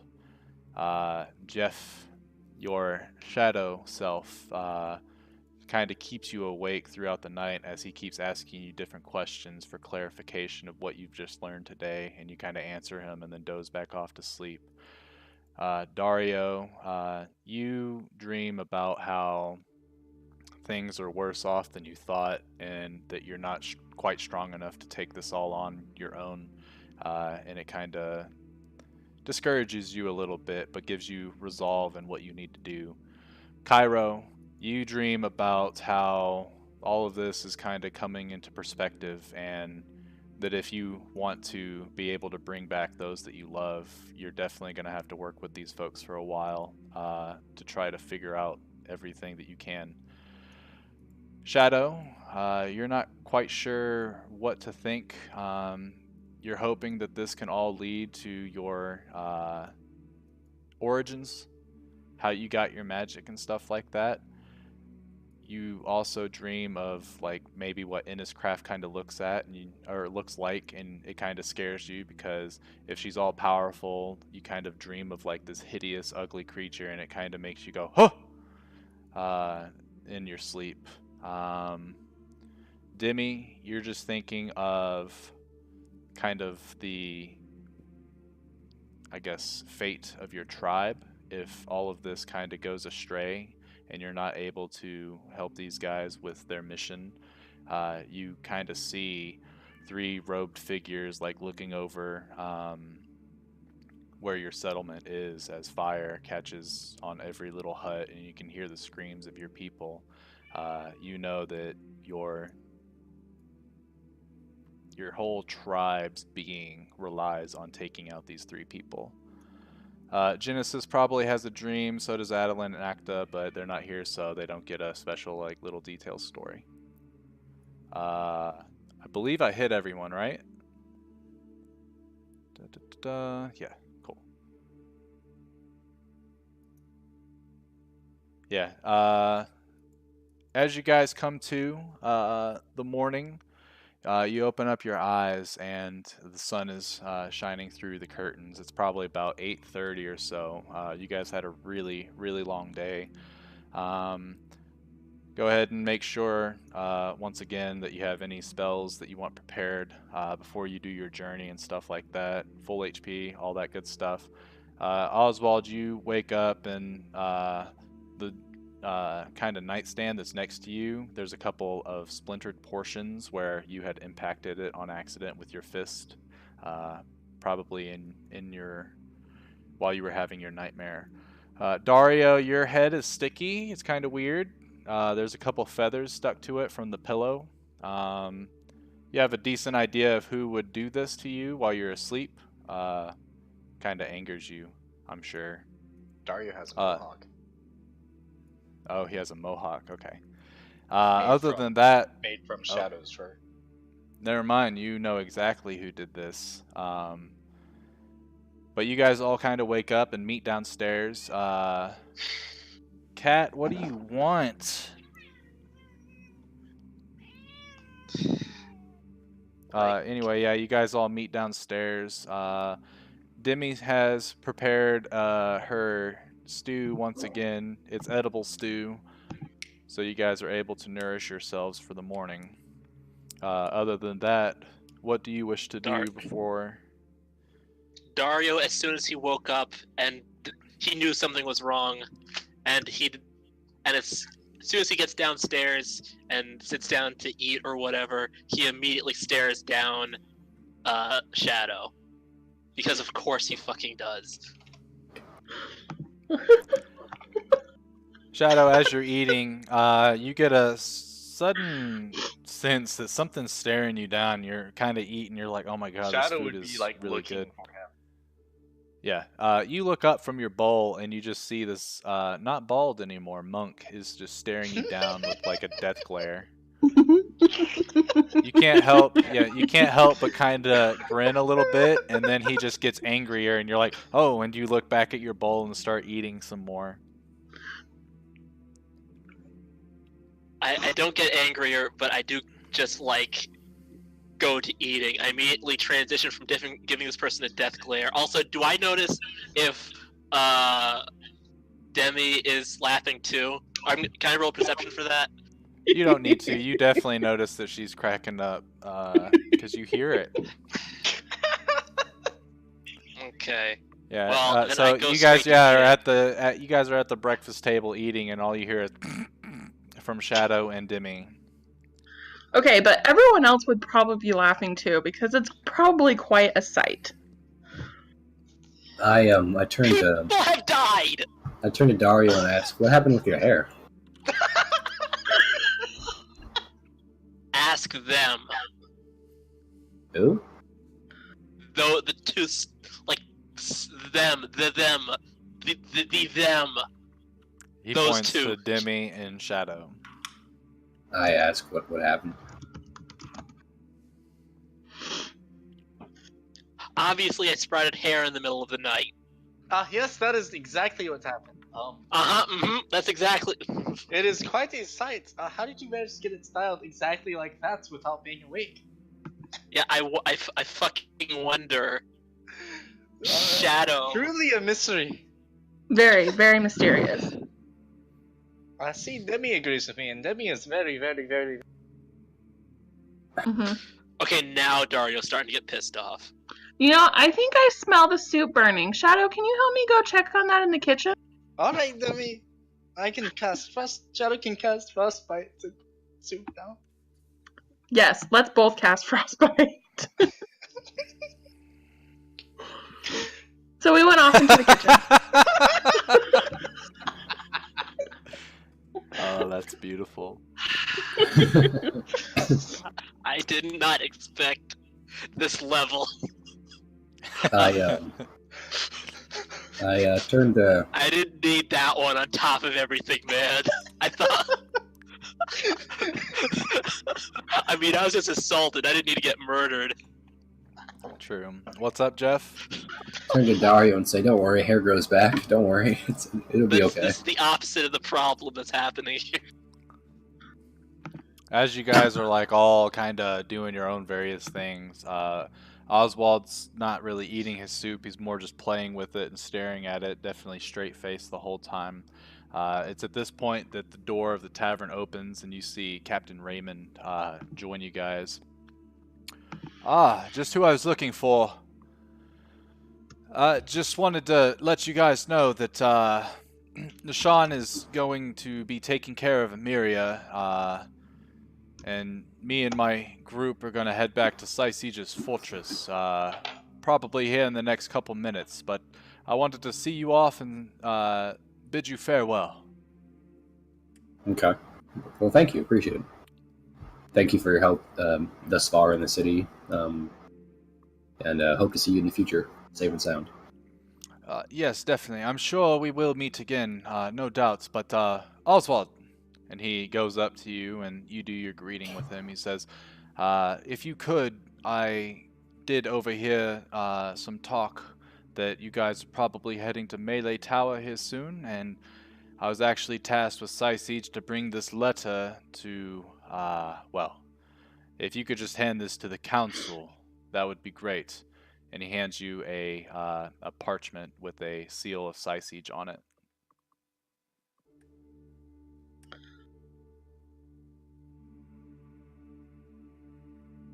Thank you. I know it's in good hands, and once again, safe journeys, and I will see you all the next time. And he sort of nods his head to you guys as he bids farewell.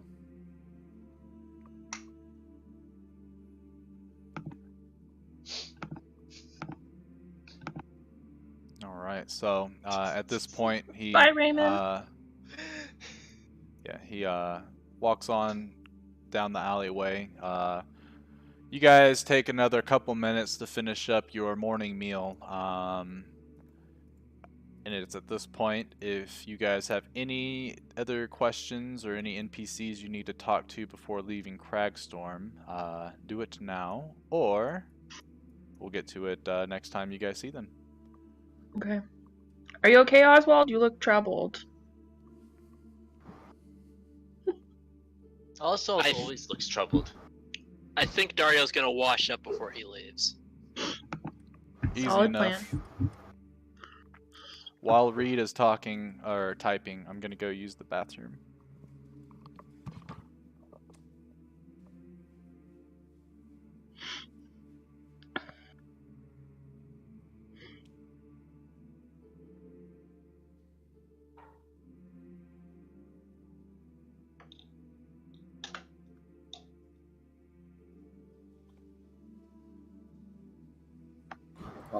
Are our horses still alive?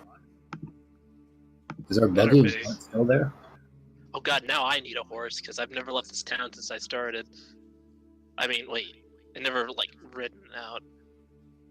Why do I always roll low?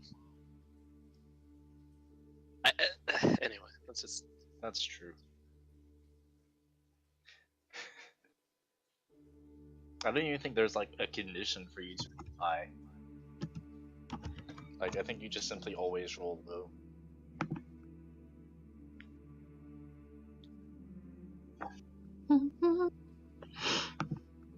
I might need a horse too, I think. I mean, we have a cart. Actually. Yeah, but do we still have horses to pull it? Well, what if instead I can change into animals, so I can change into a giant eagle too. For how long? 4 hours at a time. I think. Hold on, let me check my spells. All right, that works. Yeah, we can do like some, as we do the recap, we can do any role play that Reed wanted to do specifically, because it shouldn't alter anything that was spoken by everybody else, and it's more just like kind of, I guess, extra information to add on what all you've learned.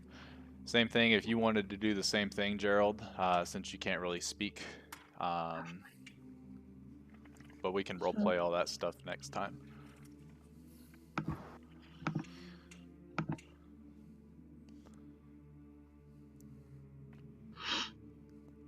Yay, Reed now has a good idea of what to prepare. Right? Do we still have our horses? Yeah. Yeah. I mean, are they there but dead, or are they there? How's this working? Well, I mean, the spiders, only really infiltrated this sort of section. The undead broke through here, but they didn't make it past, like, the first couple houses. Same thing over here, and your horses were kept around right here.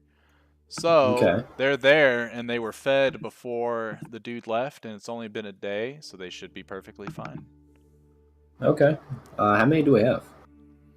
I believe you guys had 4 of them and a cart. Yes. So, with your 8 party members, 4 of you can kind of ride. 2 of you can ride on each horse, technically. But 2 of the horses are used to pull the cart, which can hold, I want to say, with the supplies you guys have in there, probably all of you, because you guys don't have shit in there. I don't believe you guys have ever gone through and put stuff in your cart. There is like a singular piece of armor in there that doesn't fit in the bag.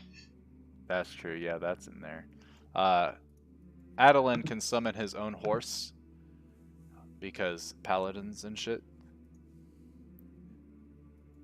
Yeah. So, yeah, you guys would have enough room to all kind of get in there. If anyone wants to double up on one of the 2 horses that are free, you can do that. Otherwise, I would say 2 people can ride on the very front, someone driving, someone riding shotgun. 4 people can ride comfortably in the back. You could go up to 6 people, but it'll be a little more uncomfortable. But 2 people can ride the other horses, or you can just tie them to the side and they'll walk along. I don't think that will have too much, that shouldn't be too much of an issue though. But you guys are ready to set out from Cragstorm. You get all your horses saddled up. They're well fed, well hydrated.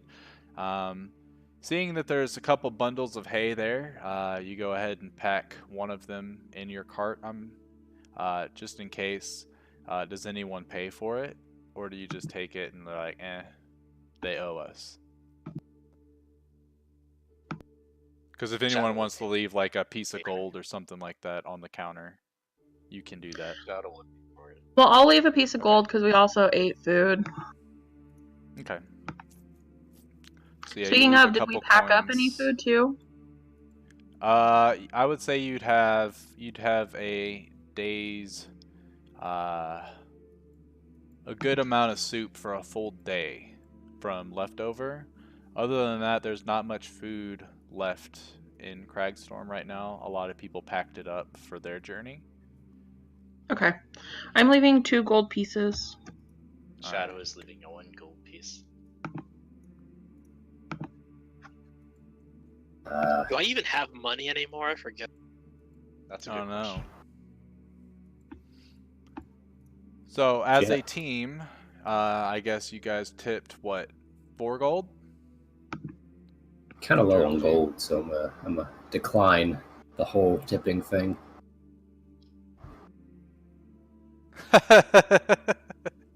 Only 9. All right, so as a party, you guys kind of open up your world map that you guys had kind of drawn out. If somebody, I need one person to be the navigator. I need one person to be the driver of the cart. And then I need 2 people to be lookouts. And also, if anybody wants to be like looking for food and stuff like that, if you are proficient in survival, you can take up that job. Otherwise, you are not able to find anything on the road. I also assume I need you to tell me, as a group, do you travel at a fast pace, a normal pace, or a slow pace? What's the difference between them? So if you travel at a fast pace, obviously you get to your place faster, but you have a negative modifier on any stealth checks. If things are in the area, they most likely will hear you. You also have the negative on perception checks on trying to see the things around you because you're going a lot quicker than normal. If you go at a normal pace, you have just a straight stealth and perception roll on your surroundings. And if you go at a slow pace, you have advantage on stealth and perception rolls. Now the thing, if you go to the journal in the lore tab, I do have the travel rules. They are pasted there. Gotcha. And you can kind of get a Okay. general sense. But I don't want to make it to where it's too hindered if you don't know what they are, so that's why I'm asking. I say normal pace. Shadow doesn't That's care. 2 for normal. Normal's good for me. All right, normal it is. Everyone seems to be in agreement. So And I you elect can travel. Adeline to drive. Huh? I elect Adeline to drive. Adeline is on his celestial steed. Damn it. Adeline looks baller as fuck. I don't want to Yeah, do anything because I have shit rolls. I'll drive. Okay. Yeah, easy enough. God will appreciate. I mean, again, I would want Dario to do something, but on the other hand, I know I have bad rolls on everything. So I'll only do something if no one else thinks they can outroll me. So if Jeff is driving, Dario should navigate. well, so if you're the navigator, if you guys decide to just follow the road, that's usually the safest route, although you do have a chance of finding other travelers and such. Or you can try to cut straight through, but there will be quite a bit of navigation rolls that will be have to do. So as a team, do you guys follow the road, or do you try to cut through these rivers and stuff? I am not fjording the river. Again? No, not again.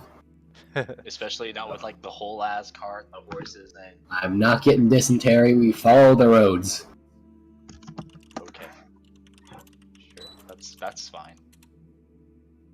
Okay, so road it is, easy to do, normal pace. So let me map this out real quick, because you guys can travel normal pace, 24 miles per day. So that's 1 day. Let me just do it like this. 2 days. 3 days. 4 days. 5 days. 6 days. 7 days. 8 days. 9 days. Alright, so it'll take you 12 days to travel there at that pace. So to speed things up, let me just get from Demi, since you're looking for food, let me get 2 survival rolls, and we're going to use the rolls, all 4 of them, so the advantage, disadvantage rolls as well. across those 12 days. For whoever's doing lookout, you guys will also roll just perception twice. Jeff, animal handling twice for driving. Oh boy. Here we go.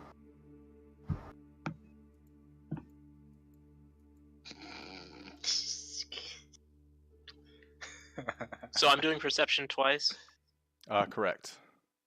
Okay. Because in all honesty, you can have multiple lookouts. That's fine.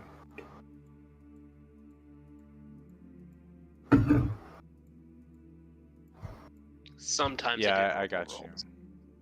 I got you, Reed. Let's see, where's your perception? So Yay, nice we for have it to someone not for the have fourth to- one. All right, so going with the survival, looking for food and stuff. The first day, you guys live off of your soup, as for whatever reason, Demi's not able to really find shit. She finds a couple like mushrooms that she's like, oh, these should be edible. But then later, upon cooking them, they smell super rancid, and she's like, never mind, sorry guys. So you guys finish off her edible soup. The next day, she's able to hunt down a couple rabbits and other small creatures, and you guys end up having a nice meal for lunch and dinner. Day after that, she finds some really good berries and stuff. Not good berries, but really good berries. And then the last day, you guys ended up finding, she finds and hunts a deer while on the road. It's quite remarkable, actually. And you guys had really good deer steak for the last night. Hot damn. Yeah. As for perceptions go, real quick, on the first day, there's nothing out of the ordinary that you guys see. The second day, however, as you guys are going down the road, you're kind of, let's see, where would you be at? Just for, you guys would be right around here, right before Irisk. You guys end up like traveling, and in front of you, all of a sudden, like a small shimmering portal. It's kind of bluish. It's not really like the teleportation circle in a way, but it has like the hints of the color in a way. But a shimmering portal kind of coalesces, and then all of a sudden, a man, you just hear and he's kind of in the middle of the road, and you guys, Jeff's like, whoa, whoa, and he kind of holds back on the reins, and then this guy, he's like, he started brushing himself off, and he looks around, and he's like, where the hell? Excuse me, travelers! And he starts to approach you. Yes. What? Well, sorry for disturbing you, but I seem to be in quite the pickle. Can you tell me what day it is? Dude, wait, hold on. Do we even know what like the year is and stuff like that? And yeah, I redid my story. You guys know the year is 1023. Right now, it is the 10th day of Merfinoth. we tell him it's the 10th day of their Verafinoth. My bad, 12th day. 12th day of Verafinoth. Oh, very good. This might be strange, but what year?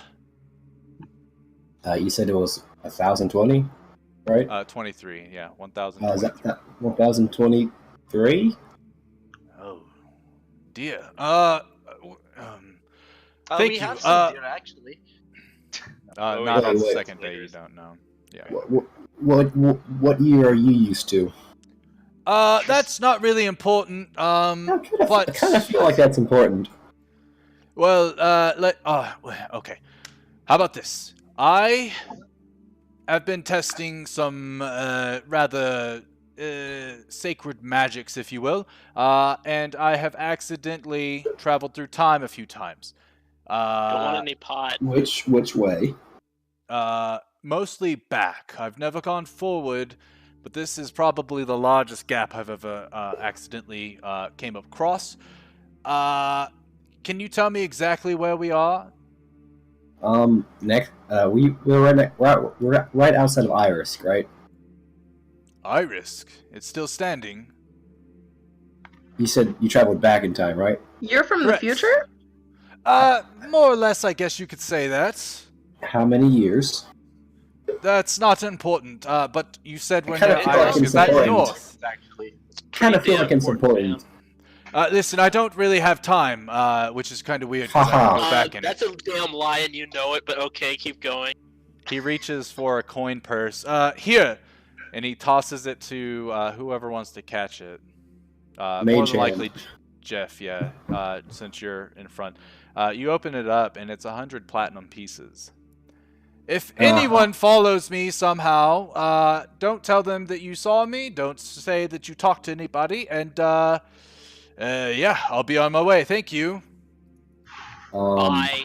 Wait. Wait, hold up. Are you? I need a told you I ride don't there? have time. No, definitely not. Iris is this way, and he points towards the north. Do we point the right? Which way is he pointing? He's pointing towards, like, the wrong way. He's pointing this way. That's not the right way. No, Oh, so this way. I mean a little northwest, but yeah. Very good. And he starts going the opposite way.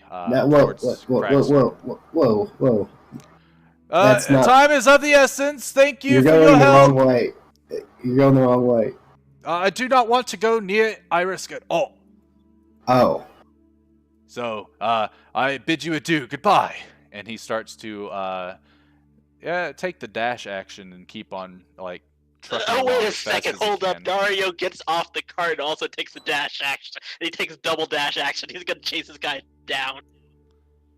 As you get closer, he's like, oh! And he sort of like coalesces and disappears out from you. Shadow and Jeff know this Is it to a be spell? Dimension Door. counterspell. I don't think you're within range. Shadow chases after him and counterspell. You wouldn't be able to because you didn't react as fast. So, because Dario jumps out as this man starts to take off, so he's essentially like 100 feet away from you. Counterspell 60 foot, right? Yeah. Yeah, he's gone. Do we see where he goes? No. Okay. I presume he's going to whatchamacallit, but like, he's probably going back to whatchamacallit, but it's like, it's fine, it's what. A few moments pass by, and all of a sudden, that same shimmering that you guys had felt or had saw comes back. What is it? Control Z, and this creature comes out of it. You guys see that, right? Okay. Yep. It comes Hello? out and starts to look around. Excuse me. Um. Looking for a gentleman. What? Okay. You look strange there, armored friend, but This Excuse me, why help. is your voice weird? this entity holds out its hand, and all of a sudden, like a hologram of the gentleman that you guys just saw appears. Can you tell me if you have seen this guy? Say we have. What would this be to you? He is eluding capture, and I must bring him back to the proper time. Cutting out a little bit. He is eluding capture, and I must bring him back to the proper time. Any Is he- assistance will be greatly appreciated. What did he do? Have you seen him? I thanked everybody. Do we want to turn him in? Nah. I mean, Thank you for your time. Wait. He starts to investigate Wait. around. Wait. All right, go ahead. Say we have seen him. What will you do? Will you chase him down and? It is of none of your concern. Have you seen him or not? I think to everyone, they're all like this. This is what I'm telling you about time travel.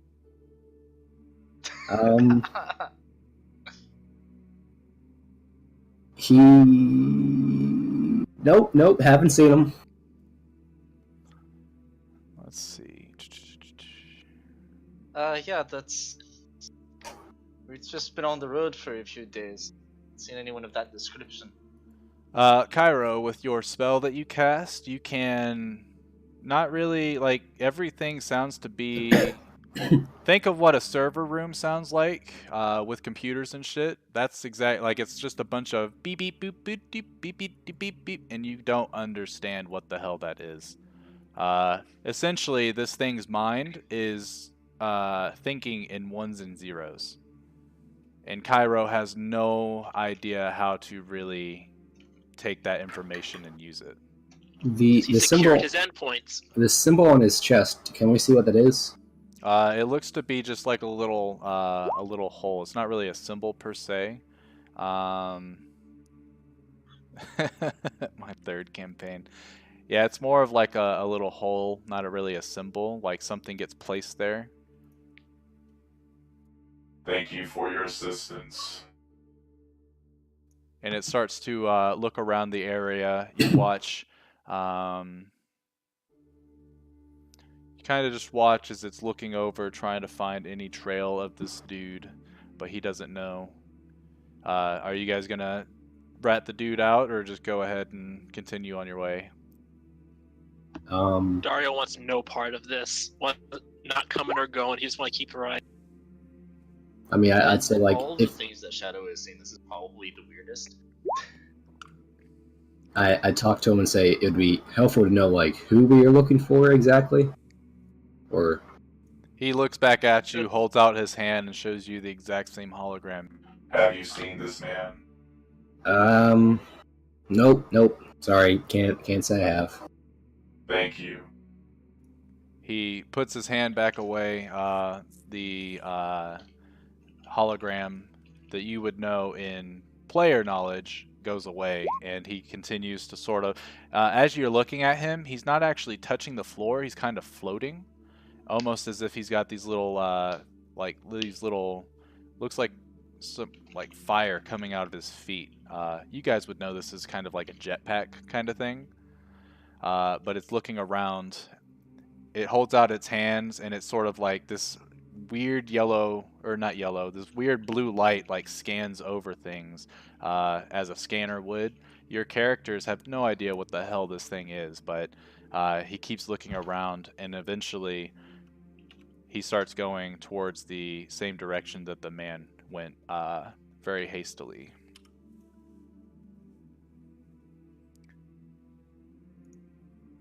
Thank you for your assistance. I'm just joking. Okay. Anyway, yeah, you guys kind of have that to deal with.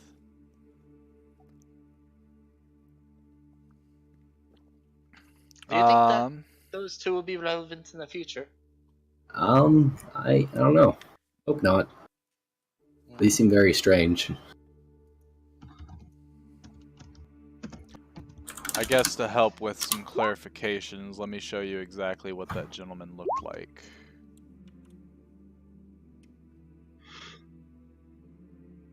Old as fuck.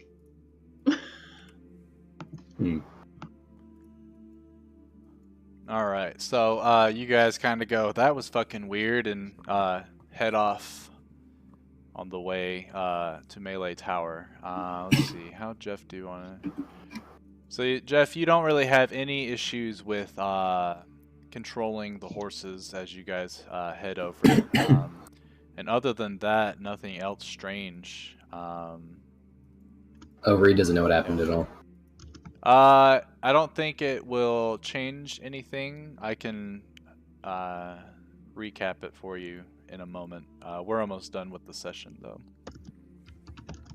Anyway, you guys continue on your way, and as you're passing Irisk, actually, you guys do see the volcano. It's not erupting anymore. This is your, I think, third day of travel once you get towards this point. There's still kind of some lava flowing out, but you can tell that Irisk is unharmed by the actual volcanic explosion itself. So that's pretty good to know. And you also see along the roads there's a bunch of different signs and stuff. You can't really see them because they're very far in the distance. But there's also a couple different campsites and stuff like that. It looks like the folks that were leaving Cragstorm a while ago had head this way. Other than that, nothing else of note as you guys travel. So, once you guys get to about right here, yeah, right around here, you guys see this really large tower in the distance. Of course, like when you put up your finger to it, it's about as big as your pinky finger from this distance away, because it's quite a few miles out. But as you get closer and closer, like this tower, it looks really crumbled and destroyed, almost as if maybe it's just a figment of the past. Like, what is the real, like, how is this tower kind of still standing here? It almost looks like it could crumble at any moment. The closer and closer you get, the environment starts to change very, like, dramatically. So everything kind of looks like it's dead and ancient and decrepit. The closer you get, though, things start to come back to life. The trees now have leaves, the flowers are budding, the grass is greener, and you get closer and closer to this tower, and it seems like with every mile that you get closer, it rebuilds itself in some shape or form. When you guys finally get within about a mile or so out from the tower, before you stands, it's a couple 100 feet tall, and it looks like it is brand spanking new. So some sort of magical effect makes this place look like it's kind of useless from afar, probably to keep people from coming here. And as you finally discerned that there is, just like Jeff, just like Furo had told you, there is some sort of magical presence that sort of safeguards this location. You can kind of tell that this is probably the reason why Bellow Light chose this location to have their folks come for meetings and stuff, because as you look around, there's a forest to the west, and then it's just kind of plains. Like, you could probably see what looks to be on the horizon, the ocean. I don't really know how far the human eye can see, or the other races that you guys have chosen can see. I could research that if it means anything to you. Otherwise, don't worry about it. But probably you could see a little bit of the horizon, having the ocean around it. As you guys get closer and closer to Melee Tower, though, there's a figure that starts to ride up. Seems to be a horned figure and reddish skin. And the closer and closer it gets, Adeline and Jeff, as well as Martin, Octa and Martin as a player, would see Morveer riding up to say hello. Let me... Why is it more? There's his token. This is Morveer. He has a lore section as well, so you can look at that. As Morveer starts to get closer and closer, that is where we will end today's session. So I will put Morveer's token about where you guys are at. Yeah. And yeah, that is where we will end today. So let me stop my stream real quick, and then I will try to read exactly what he just missed.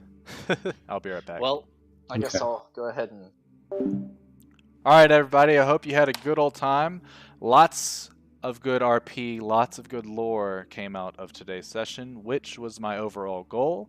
Lasted about where I thought it would. So yeah, next few sessions should be quite interesting with how the story develops and what the players decide to do. I know they kind of have a plan of what they want to do, but I guess how things kind of get rolling with what happens at Melee Tower, we'll see what happens. Other than that, I appreciate everyone coming out, and until next time, peace!